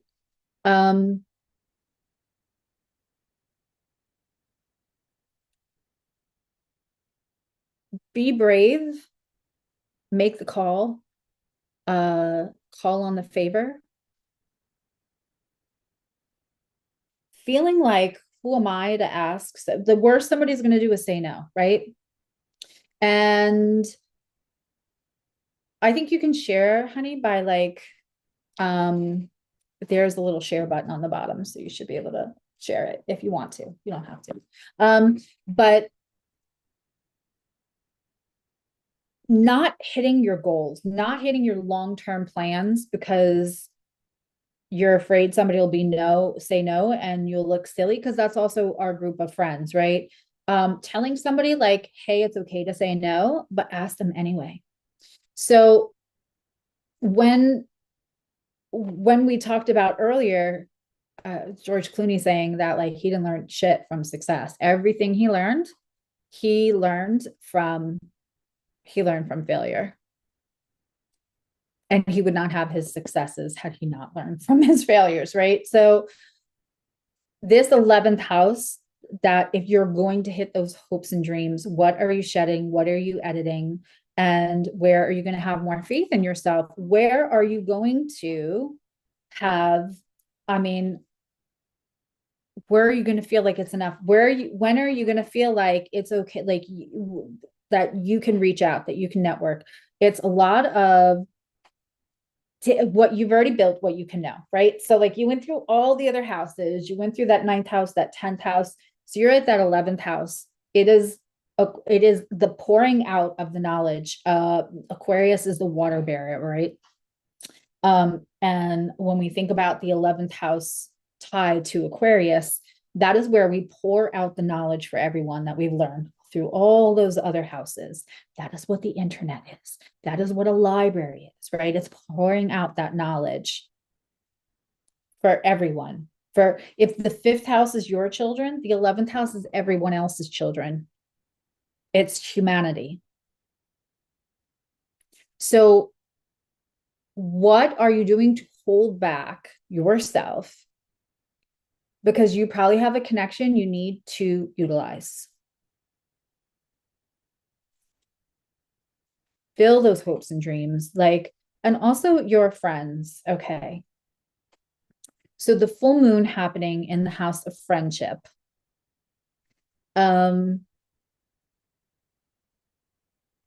Yeah, it can be time to edit out the friends that are not cheering you on for your long-term plans, that are not supportive, not because they can't do anything for you, because that is not a reason to let go of a friend because they're not useful or you can't utilize them, right? Because we're all at different places at different times, but literally would rather see you stay where you are than be able to celebrate you. When I say support, I don't mean financially. I don't mean do you a favor. I don't mean be that connection. I mean somebody who would, the misery loves company, who is not worked through their 5th house stuff, who has not worked through their inner child stuff, who has not worked through that, that risk. We talked about the 5th house being brown chicken, brown cow. I am not getting a violation on TikTok. Brown chicken, brown cow without the strings, right? Without the consequences, to the risk your body, to risk somebody being in love with you again, to risk all the butterflies, which in my humble opinion is your old trauma brain just being like, ooh, my nervous system is off. This is what I experienced as a child. This is the only thing I know of love. So these butterflies, right? That reaction, that nervous system reaction is tied to risk. So then in the reflection of that, in that 11th house, I mean, it's humanity's house. It's everybody's children's house. It is that long-term plan, and it is friendship, and anybody that would rather keep you back because they can't do their 5th house work. You don't have to be mean to them. You don't have to tell them they suck. But maybe backing off, if you want to have an honest conversation, that's the way we should. Nobody should ghost anybody. We should just have an honest conversation. But that, if you're Scorpio or Libra, this might be a little harder for you because Libra wants to please, and then ghost and Scorpio is just gonna bye, right? So if you have those risings, but I'm telling you, one way or another, you have to let go of the people, the excuses to not hit your long-term plans, but also the people that would rather not see you reach them because they haven't done their own work. The House of Humanitarian asks us that there's room for everybody, that we're all equal, that we're all talented, that we all have potential, everybody gets a hopes and a dream. Everybody's got an 11th house. Everybody gets their hopes and dreams and wishes and long-term plans. Being a humanitarian means you truly believe that everybody has that available to them. So anybody that's keeping you from that, that is what needs to get shed. And don't hold back. I mean, that structure in that Saturn in the 5th house that could feel a little restrictive, and that house of risk is asking you to use the networking, to use the internet, to do the ask for the follow, ask for the, the support, whether it's to a community or to a connection.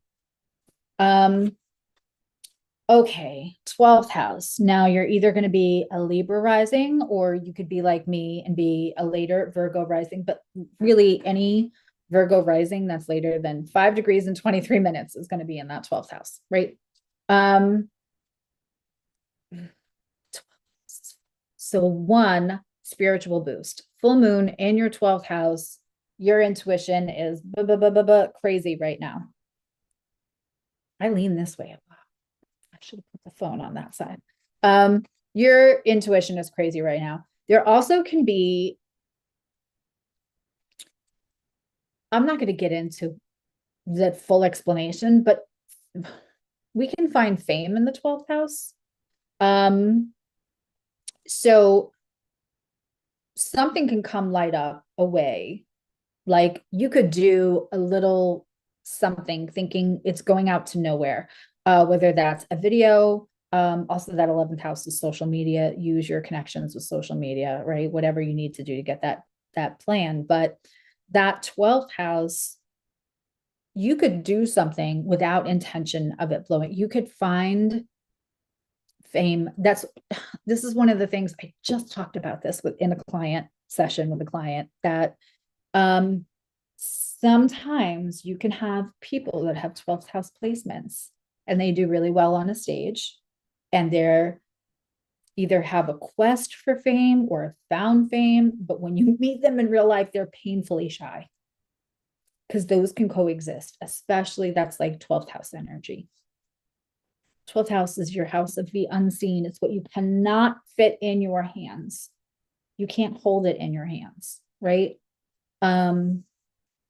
So it depends on your other placements. This could be a big spiritual boost. This could be a good time to get recognized, whether you're trying or not, for something, anything. Again, 12th house Virgo, if you have that 5 degrees, that means you also have a flip chart, right? Which means that means your Pisces is probably in your 6th house, or it is, and your Virgo is in your 12th house. So the imposter syndrome can feel exaggerated in either the 6th or the 12th, because in the 12th, you might hide your greatness from other people. You might actually feel like talking about your expertise in anything, which if you have Virgo placements, or if you have Virgo in the 12th house, you have expertise, right?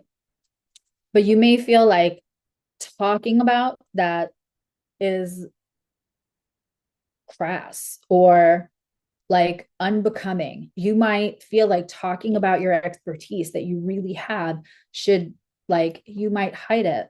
You might almost feel embarrassed.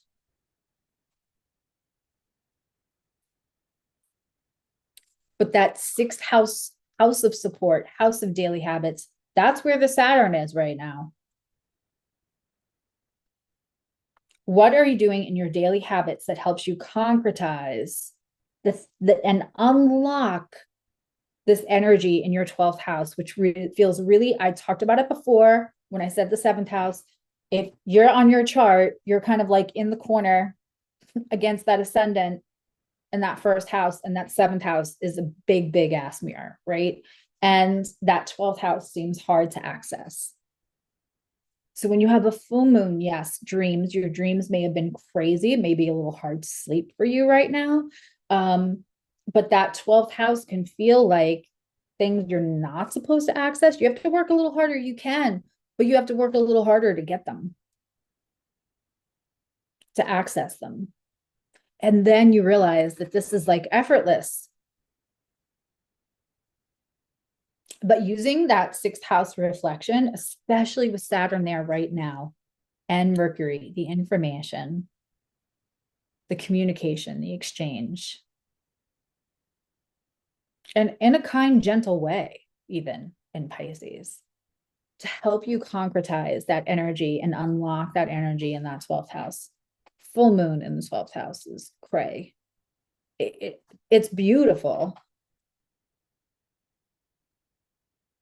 You can doubt yourself a lot. This is a good time. Talk about imposter syndrome in that 12th house. This is a good time for people who are like, I think I know things, but I'm not sure. I think I can read cards, or I think that I have some kind of gift, but I'm probably wrong. I'm not that special. Find a friend that you can read cards for without judgment, without shame. Because one of the things astrology can do for us, and I have been saying this for years and years and years, is astrology is the best sanity checker you will ever find. Oh, that's why that happened. That's why I've always felt that way. That's why I can do that. That's why nobody understands me.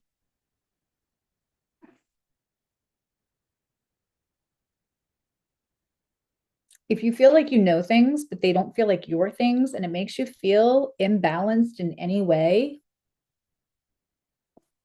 draw cards for somebody. See if you can get something. It might not be perfect the first time.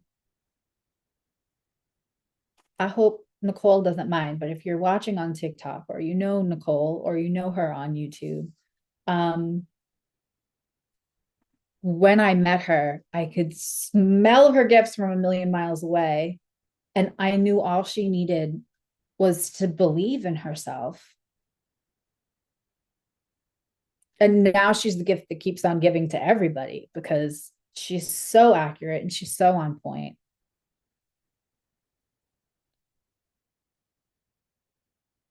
And so that arc is culminating. The period, right? What needs to come to completion in that 12th house is for fucking sure your sense of, I can't access that. Nope, that's over. Put a period on it. You are all of those things that you feel. A lot of times when people have placements in the 12th house, other people gaslight them a lot. Sorry, just going to throw that out there.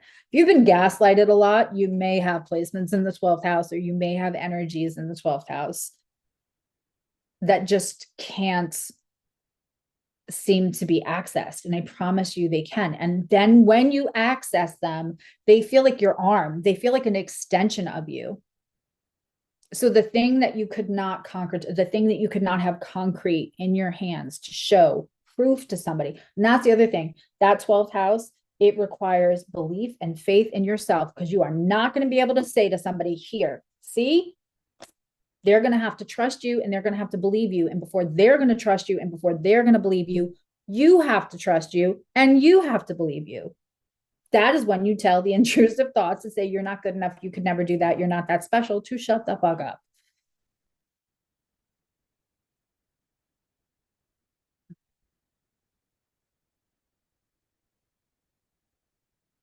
So if this moon isn't in your 12th house, but a next moon is in the 12th house, I hope you heard that.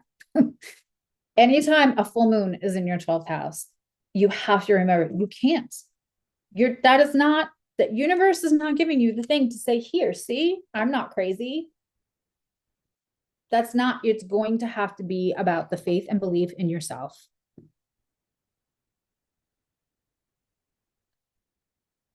And so again, that 12th house can be really, if you if you've ever been gaslighted, right? Like, right, if we all had $1 for every time we've been gaslit, we could all go on vacation together.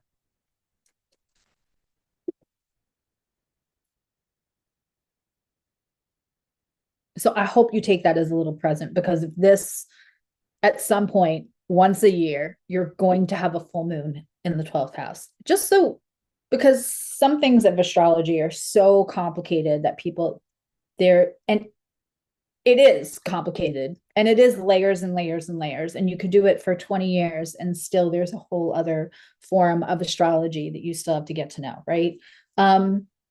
I know incredible astrologers that are very good at progress stuff and don't do any mundane like astrology. So like it's right, it's ever growing. But there are some things that if I can simplify, I would like to. So let me just say this. Yes, it'll be different because it's in Virgo, Pisces is opposing, and Saturn and Mercury in Pisces, right? Some of the subjects that I spoke about that can happen during these full moon in whatever house, every year, each one of your houses get activated by a full moon because there are 12 different signs and 12 different houses. So I won't have this on TT, like just sitting around, but it will be here on YT. So like the next full moon, if I don't do a special, or if you're like, I feel like this is happening, but I don't know. If you come back to this, if you know where it's happening in your chart, say this one's happening in your 7th house this time, this full moon in Virgo, but there's a full moon in Sagittarius coming up in a couple of months, and you want to, it'll be in June. And you want to look at a completely different, if you want to look at the 8th house or depending on whatever, the subjects will be the same. So all of the subjects I talked about here, you can apply to whichever house, and each one of your houses will be activated by a full moon once a year. Just in case that was new information for anyone. I will take questions about full moons or anything now that we've gone through the houses. And I also want to pull a card for each sign.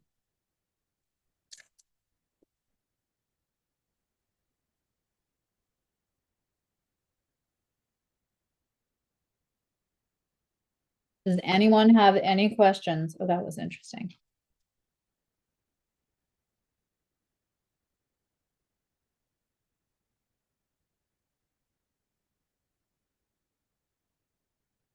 I know there's a big delay. Thank you, Juan. I'll be stopping my Air Force Wands. I need to purr. If you're finding me on TT, we have like a community over on YT, and we have a very beloved member of that community. Yeah, this is fun, but that over there, it is. I've got a bunch of, there's nothing funnier than a bunch of people that still have unworked trauma and have sarcasm. So they are very funny, welcoming, warm humans, but also we're twisted and there's tons of shenanigans. I will take questions, but I appreciate the follows on both platforms. And in fact, if you don't have a chart and you would like a chart, if you are new and you would like to follow, you can just press the contact button and tell me what platform names you have on either. Which house would a Pisces rising have? So Pisces rising, it's going to depend. It's wherever that. So if you're Pisces rising, but you're after 5 degrees and 23 minutes, then you're going to be in that 6th house.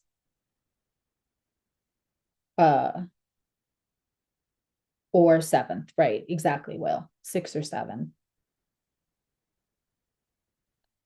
It depends on the rising sign. And again, my moderator can help you with that. But yeah, a Pisces rising after the 5 degrees. So like I'm a Virgo rising, but it's happening in my 12th, 6th, not my first 7th. And don't forget, it's activating 2 houses because the sun is that it's a seesaw. It's the polarity, it is the pull between the emotions and the vital energy. And our subconscious, how we subconsciously feel about things and how we feel about ourselves and how we want to express that outwardly, and then how we feel inwardly. All right, I'm going to start pulling a card for each sign for this. This part will just be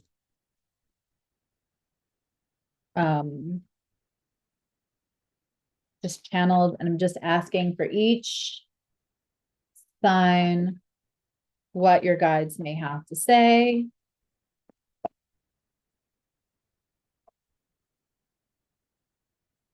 You need not just your birthday, you need your time and your place for us to give you an exact rising degree to tell you where your 5 degrees are. But also, if you're unsure about that, one of the ways to figure out to help you if you're like off a little bit on the time is when it hits a house, when a full moon hits a house, that'll help confirm where that 5 degrees was or the 20 degrees. All right. Aries. But I can tell you from doing chart readings, well, especially in membership, we have a lot of Scorpio risings.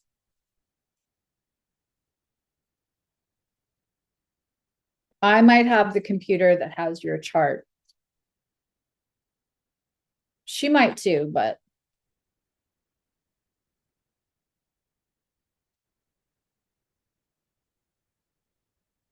Eight of Pentacles, Aries placements, first house placements. So this is a really beautiful Eight of Pentacles because Eight of Pentacles is what's working, right? I actually love this in reverse if I'm doing a relationship reading because it's like, oh, it doesn't feel like work. But the way that these are all kind of balanced, and it almost seems like she understands her power. Energy is energy. To not be killing herself to be making this work. This is a relaxed work state. First of all, so that can be money. Also, if you really want to like add another flavor of this, where Mars is in Aquarius right now. And I mentioned in the very beginning, the first planet that will welcome this moon once it moves out of the full moon tomorrow morning at 7:30 Eastern, 7:29.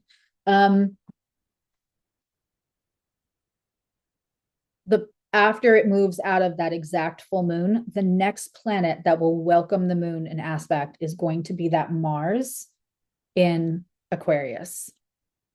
So that is often where we can find money, work, action, stuff. So it is very possible, Aries, if there's been a slowdown in work, that could be very, very good for you. I just pulled for Aries, so I said Aries and first house placements. Things are gonna not only maybe work that felt like they weren't working, but be a little bit effortless. Like that Eight of Pentacles, we want to get to that mastery, where we're working smarter, not harder. That's the Cliff Notes. If you know, you know. I need fucking Cliff Notes. Blah, blah, blah, blah. Gemini, Mercury, blah, blah, blah, blah. I have flaws. I try not to make denial one of them. I know I talk too much and I trip over my words. I am aware. I am overly verbose. Okay. Oh, Taurus, you have the Fool. A little leap into something, whether that's love, just here for me, the Fool is knowing where you stand right now is everything you know. You have a security in your library of knowledge, right? If you are starting the journey, it means you're leaving someplace else. And the place that you're leaving is that very secure library, everything that you know. And you are jumping, that Fool jumps into the unknown. And so, Taurus, it is time. It is time. Your nodal axis is finally over. It's funny because, you know, Taurus is the opposite of Scorpio. And the reading for Scorpio was it the private. All 12 signs are up for their monthly reads, but plus I do every weekend. I do part 1 and part 2. So this week is Aries through Virgo, but I want to say it was I don't know if it was Sunday or if it was the private read over the week for Scorpio. And I kept hearing it is time. It's time for both of you to do a lot of Taurus and Scorpio, because, you know, those nodes went through and either pushed you out or helped guide you out. And it's time to jump now. You know everything you need to know. Don't let that imposter syndrome voice get to you. So it's time to leap, Scorpio, whatever you're leaping out of. The fool who persists in his folly should become wise. I love that.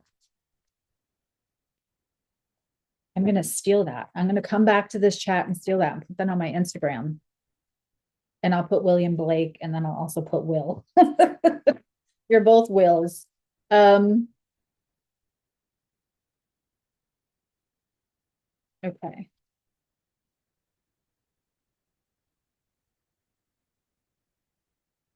For Geminis, where are my Geminis, Gemini risings, also third house placements. Okay. Knight of Swords in reverse. Be on the lookout for somebody who is passive aggressive AF. Somebody who's going to come in and be like, drop some information on you. It's probably not going to be all that truthful. It's going to be passive aggressive. I want to tell you right now, this is going to be out of their own frustration.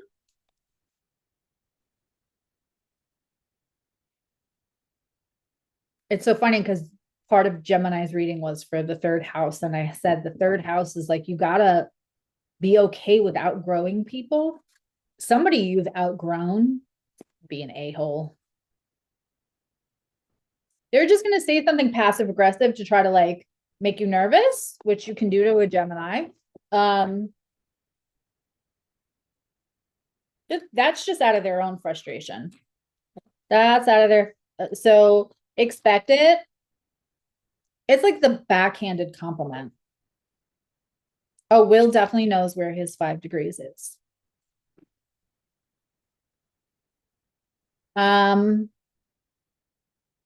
Yeah. So Gemini, third house placements, look out for an a-hole being passive aggressive. And it's like the compliment, but really an insult. They're like the backhanded compliment.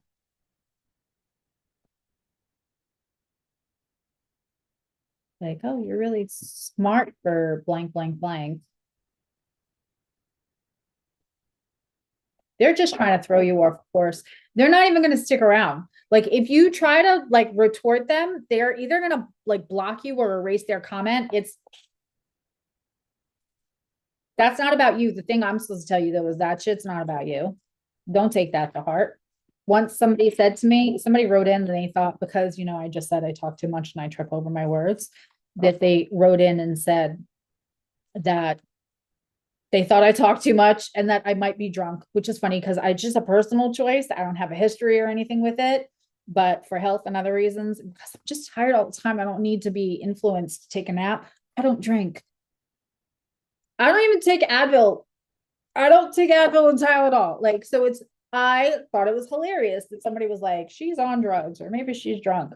And somebody said to me, well, I hope you would take that criticism into your heart. And I said, why would I take some random stranger's opinion of me who doesn't know me at all?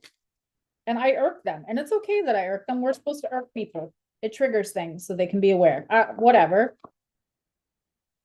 It's okay. I'm not a jar of Nutella. Not everybody has to fucking like me. I'm okay with it. But like, don't take that criticism into your heart, whatever they're going to say, because it's passive aggressive.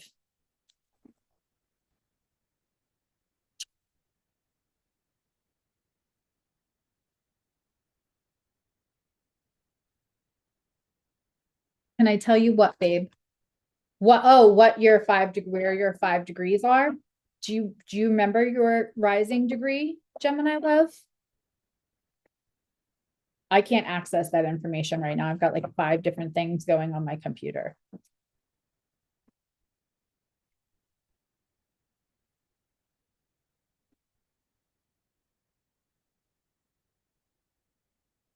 I can't even like sideways text. Wait, maybe I can. Hold on. I know we keep you anonymous. Hold on.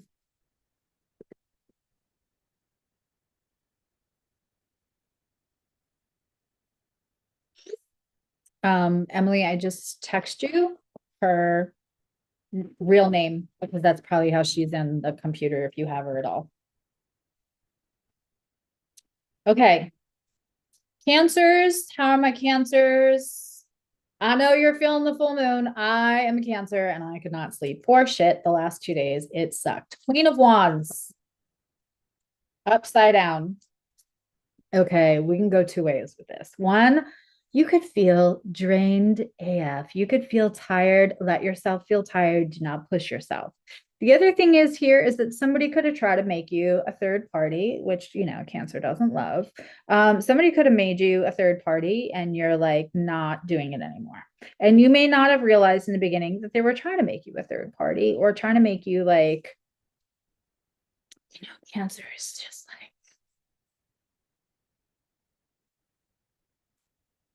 if a Cancer likes you or wants to support you or nurture you, sometimes people like off Cancers, like, I'm going to make it all better, right? So you could have been, I just think that you are probably in a situation where somebody might have tried to make you like a third party and you're like, no, no, I can't be your escapism. Water signs trust and believe that often you accidentally become somebody's escapism. You could also just feel completely uninspired right now. Listen, if you're a Cancer, you're ruled by the moon. If you're a Cancer rising, Cancer placements, you're ruled by the moon. Full moons are going to get you.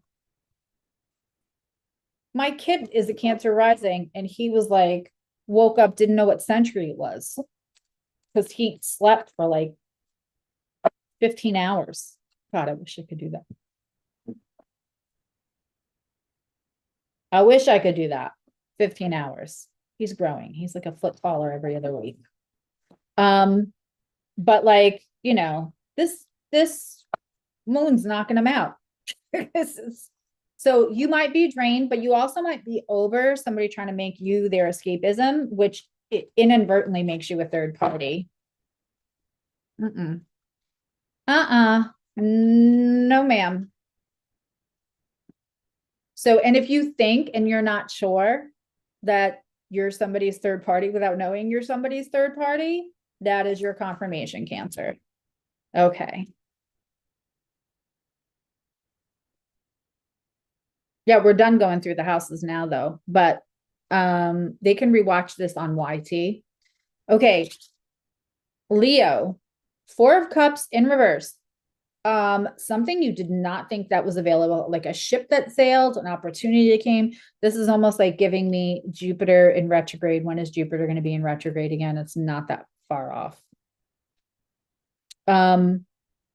But 4 of Cups in reverse, right? So this is, you can't see the thing that universe is trying to give you because you're focused on these 3 cups that may be empty. but there's something better and you cannot see it. You cannot see out of your own way. So at some point you might've been like, shit, I missed that. It is on its way back to you. Something that you thought was not available to you, that was never going to come to you, is on its way back or is available. Curious what your take on being a full moon on your birthday, seeing how it's baked into the solar return. Whole other, a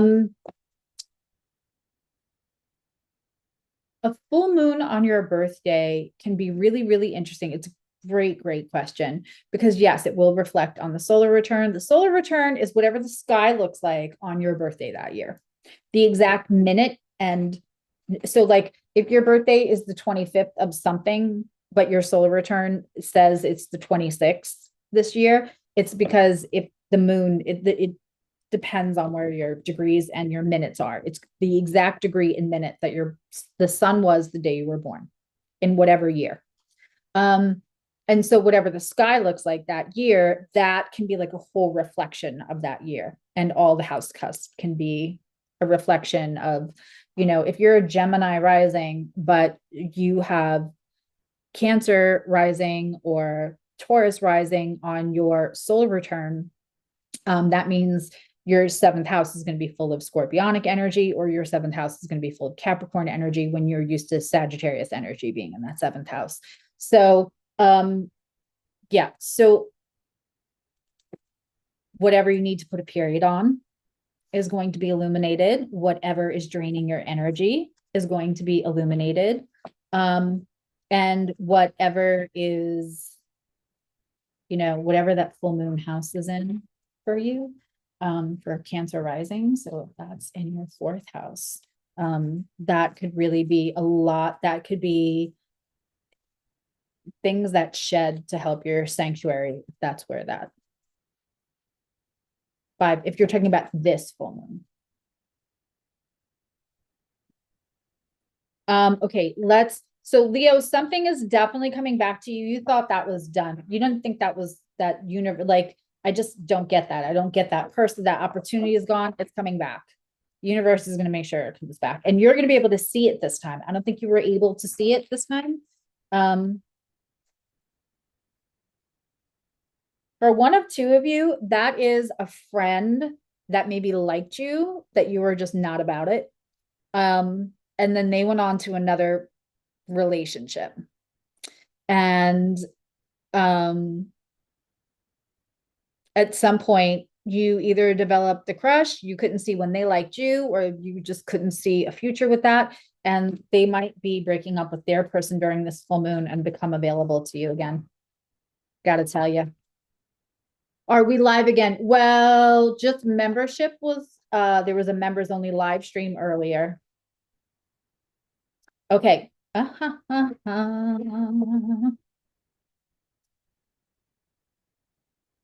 Virgos, 4 of Wands. This is celebration. This is divine intervention or divinely timed. This is the 1111 card. Because it's just by itself, I'm not going to say this is marriage, but it's a celebration of something. And it's a celebration that is divinely sanctioned. Universe sanctions it.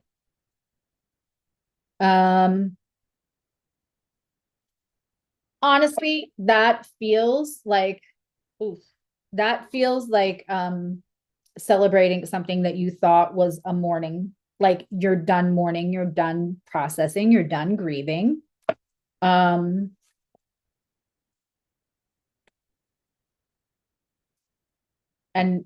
now you're realizing that you can congratulate yourself on your escape instead of mourning the loss. And for some of you, that's somebody coming out so that somebody else can come in. But there is celebration, and it's a divine celebration. It doesn't have to be about love, but it certainly can be. But it's similar to me, the 4 of Wands to me, and you can all argue with me, come at me, I don't care. But notice I'm over here saying that. But there's a similar vibe for the Four of Wands and the Six of Wands. It's celebration. It's a little bit of a victory. Just that this is like the Six of Wands might be a little bit more of an ego-driven victory where and winning, like, and this is just a divinely guided celebration. Okay. Now we're on Libra.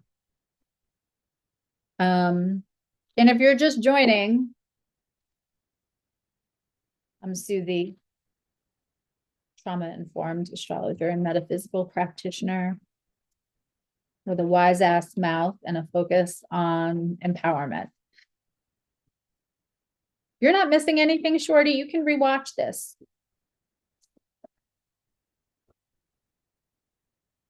I'm pretty sure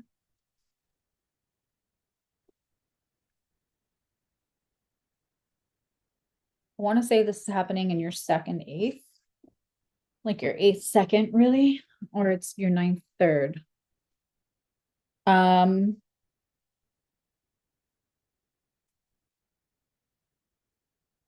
Four of Pentacles. Libra, there's something you're holding on to you don't need anymore. You think you do, but you don't. And what's interesting for Libra to get this card specifically is it almost looks like the Justice scales, or the Two of Pentacles, but it's not. It is the Four. Very, very, I picked the decks because I feel called to pick certain decks. All right. So this is Four of Pentacles. It looks like the Justice scales. Let me tell you something.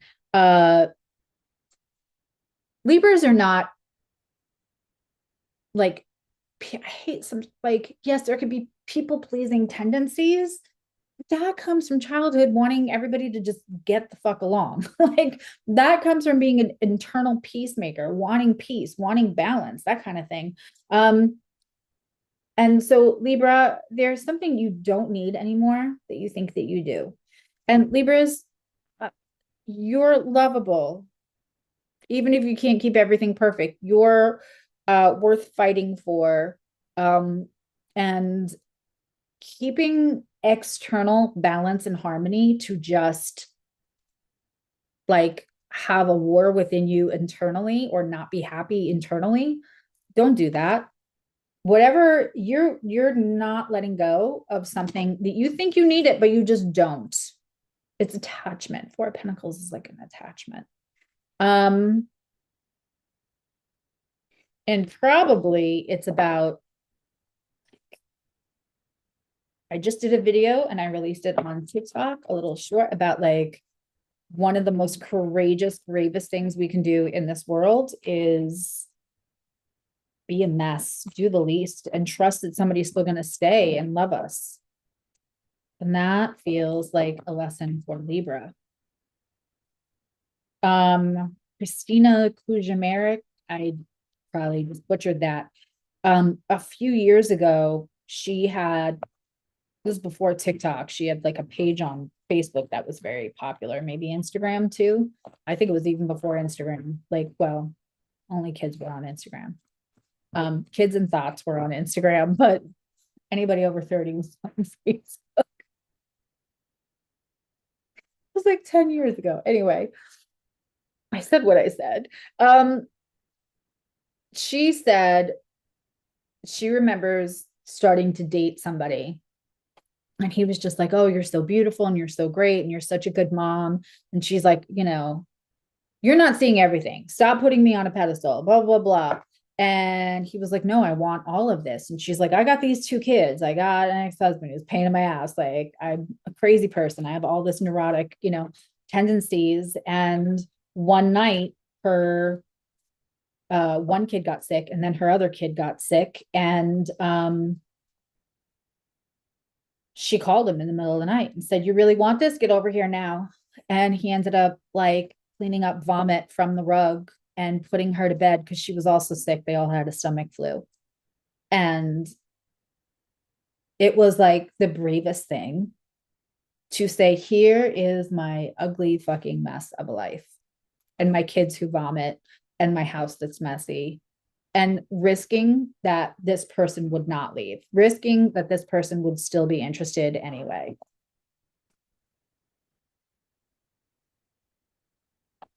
Watch the rising sign. Well, for the houses, for the moon through the houses, and hi, Nikki. For the moon through the houses, then yes, you would watch the rising sign. This is just pulling cards for the placements. We are on Scorpio.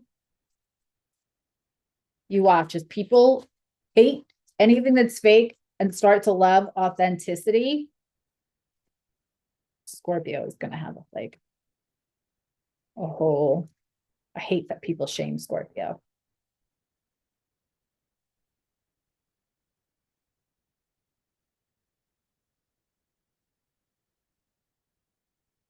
Okay, Scorpio, what'd you get? The Lovers. Scorpio, you got the Lovers card. This is also known as the Choice. This is the Gemini card. So especially if you have combination Scorpio and Gemini, this is probably super, super, super extra poignant for you. The Lovers card, and I love this Lovers card. They have like disconnected heads. You may be at a distance. She or the female energy in this Scorpio, which could be you, could be the other person, could be both of you, but one of the energies is probably doing a little bit more to bridge the gap. If this connection scares you, it's because it's not your first time around with this person, Scorpio. The Lovers. You know, that's from like Sex and the City. Hello, lover.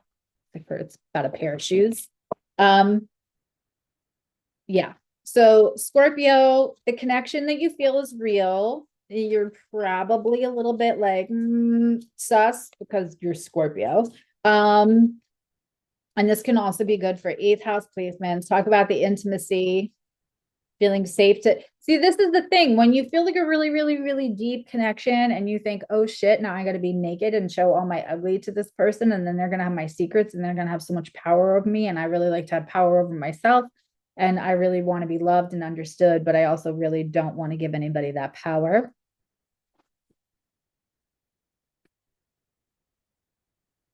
You know, this connection is real. This person might chase you a little. There's going to be a chaser runner situation, but you can trust them.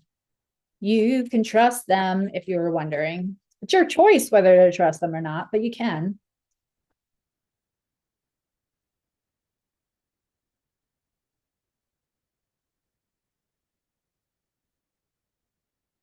This is it's the one that I always forget the name of. I want to call it the Dream Weavers. Yeah, because the other one I have is the Mystic Dream Tarot. This is like the Dream Weavers Tarot.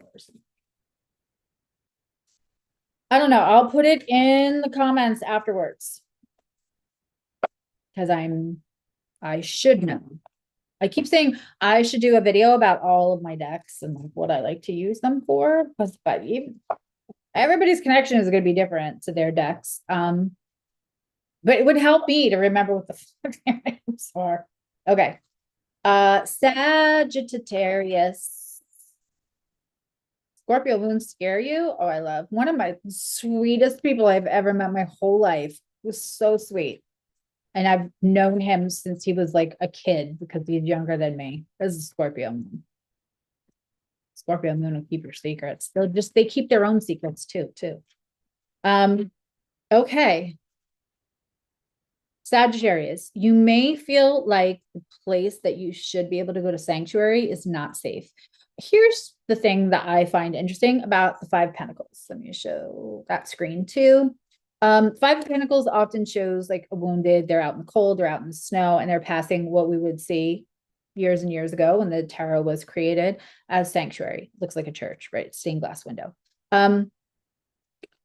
For me, my interpretation is probably the trauma-informed part of me is like, there are times in our lives where what looks safe to everyone else is It does not feel safe to you. So whether that was like home, the people that should be safe were not safe. Right? The sanctuary that should present as actual sanctuary, it does not feel safe. And it's a choice, right? In the modern day, can it be ghosting or whatever? Sure. But this is choosing to not take the sanctuary. There's a little bit of isolation here while you intuit. So somebody could be offering you like, oh, no, you should come with me, do this. I'll be a great relationship for you. I'll be a great friend for you. It could be different situations, but Sagittarius, you're Sagittarius and you fucking know things. If your better instinct tells you no, if everybody else saying that looks like a great opportunity and you're like something about it and I can't explain it, it's like what I said about, excuse me, hiccups, Pisces. You can't be like, here, but let me show you the proof why. And you just don't feel it. Trust yourself, trust yourself, trust yourself. Because you're choosing. And what's funny in this card too, I'll show it here first, is there's some kind of like celebration around this person for refusing. There's like divine celebration around this person for refusing sanctuary. So like 1,000%. If you're like, I don't know why everybody's going in there.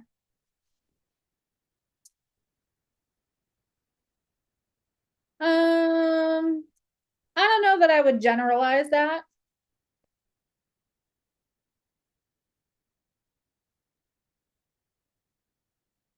Now I hear the song The Candy Shop, Karen. Thank you. All right. Capricorn. Well, look at you, Captain Save-A-Ho. You got the sun. Capricorn placements, 10th house placements. It's the sun, and it's a very interesting sun because if you can see really, really closely, she's holding the face of another. Do you see that? It might be easier to see on YT, but that is a very interesting sun card. No, these cards are gorgeous, aren't they?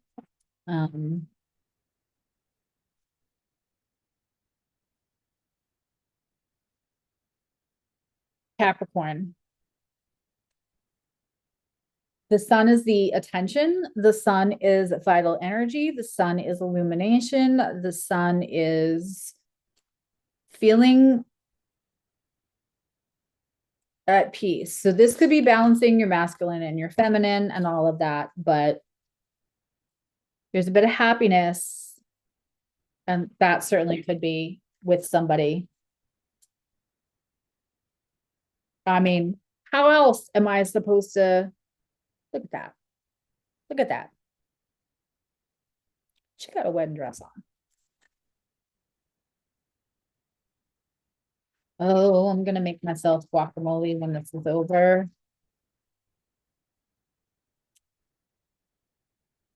And fresh chips, like homemade chips. I don't play in the kitchen. Okay. Ooh, Aquarius. Who would have thunk it? With a pile up on Isle Aquarius. You have all this like, you have Mars and Pluto going through your sign right now. And by the way, the Mars Venus obsession, gotta have it, want it. Don't know why, don't care, not putting judgment on it. You could end up right now, just so you know, with this collective Mars and Venus in Aquarius, you could all of a sudden form like a weird crush on somebody that you're like, why am I thinking about this person? Why are they interrupting my shebop time, my self-service time? That is not my type. That is, but like, just want them and can't explain it and don't know why. You got the Four of Swords in reverse. This is one of my relationship with spirit, my relationship with tarot. This is one of my, it's time card, because this is spiritual rest. This is taking a rest after the Three of Swords, right? And This is when you're supposed to rest. This is when you're restful. Aquarius, it is time. This is time. Isn't it funny that I keep getting the it is time cards for the fixed signs? It's time for you to accept something you thought was gone. It's time to jump. And the whole Scorpio reading last week was about it's time. And now you got the Lover's card. All the fixed signs have cards that say it's time.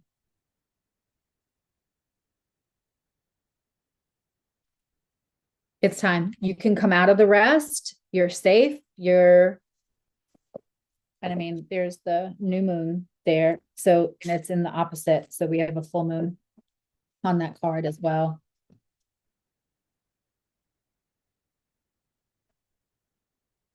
And my beautiful Pisces, you're mean to Pisces, come see me. Don't be mean to Pisces. Don't call Pisces like, don't call Pisces like flaky or like too up in the clouds or too artistic. If you ever sang along to a song, if you ever cried or yelled out to a song through a breakup in your car, then you have no ground to stand on to make fun of Pisces. They are the artists. They express love. Neptune is the higher expression of Venus. They express love this very artistic, flowy way, and you all love it. And then when you deal with them personally, you're like, fuck Pisces. Don't do that. And Pisces, if somebody's mean to you, email me. I will deal with them. I only have one Pisces placement, but you know, it's the fuck around and find out placement. Okay, ready?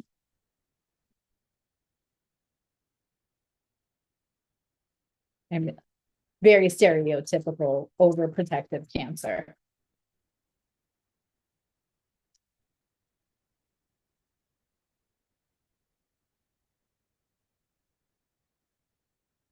Why is it being so?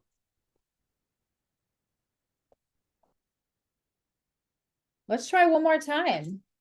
Am I gonna have to get a new deck? It may be a card that's already out. Okay, this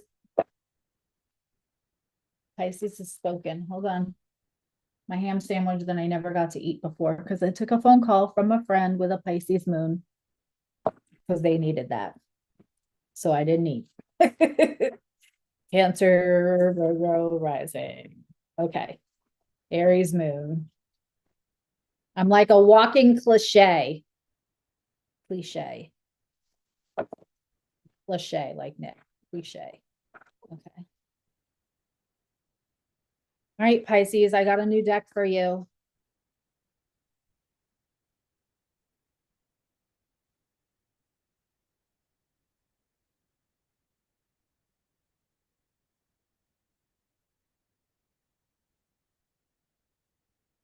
Queen of Pentacles. It must have wanted this card. Queen of Pentacles. I did the group reading for Pisces last Sunday. Queen of Pentacles. I did the monthly reading, concentrated energies for Pisces in the monthly videos. Queen of Pentacles. I'm doing this one.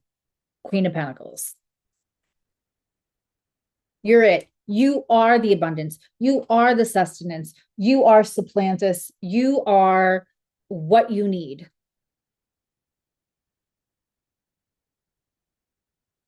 That is so Saturn and Pisces, Earth energy. When I put Earth, please go watch the Pisces readings that I did earlier this week. The Pisces only, and then the group. I did Libra through Pisces on Sunday. I always talk about like Pisces and Capricorn together, like Neptune and Saturn is like the balloon bouquet that has like the really pretty foil covered rock that holds it down. And so for Pisces to get this means that you, with Saturn moving through your sign, you are finding the balance, how to concretize what you need to concretize and still be okay and not shame yourself for your Piscean cotton candy energy, which I love about you. Okay. Any other questions? I am hungry.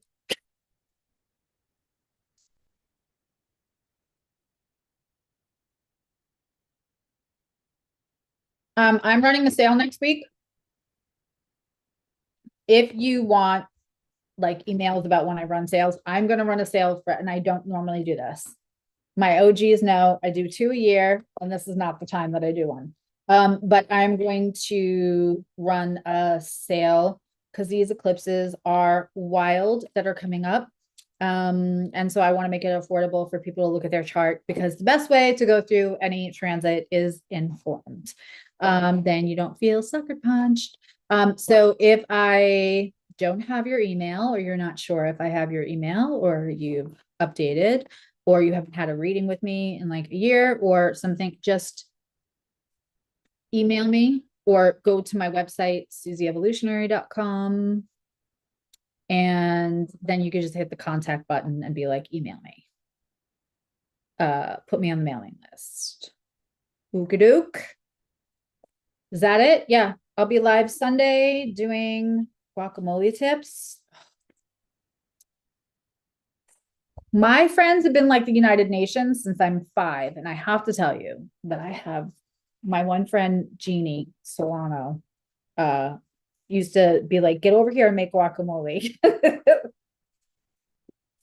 I like an egregious amount of lime and cilantro. But I make it in the pestle and mortar. I make it the old school way. And I do like a little garlic because I like a little kick. So, but yeah, like fresh tomato, fresh on, like all of that in there. Yep, yep. A little famous for my, well, I'm a little famous for a lot of food among my friend group. People have known me my whole life. All right. I love you. No, you love you. The website, Emily, did you drop the website in TikTok too? Oh, the link is under my name on TikTok. You guys, you're on TikTok. You know where to find that. If you had any questions that you weren't comfortable asking me here, you can also email me or contact me through my website. And I just want to say this, as we are growing, we grew a lot on YT this week. I just want to say that you all have my commitment to keep the community vibe, to keep that the way it is, like a community. And I know myself, I will not lose that.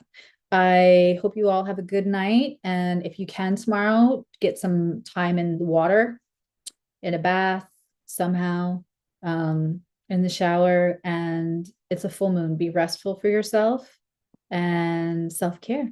All right. Bye, everybody.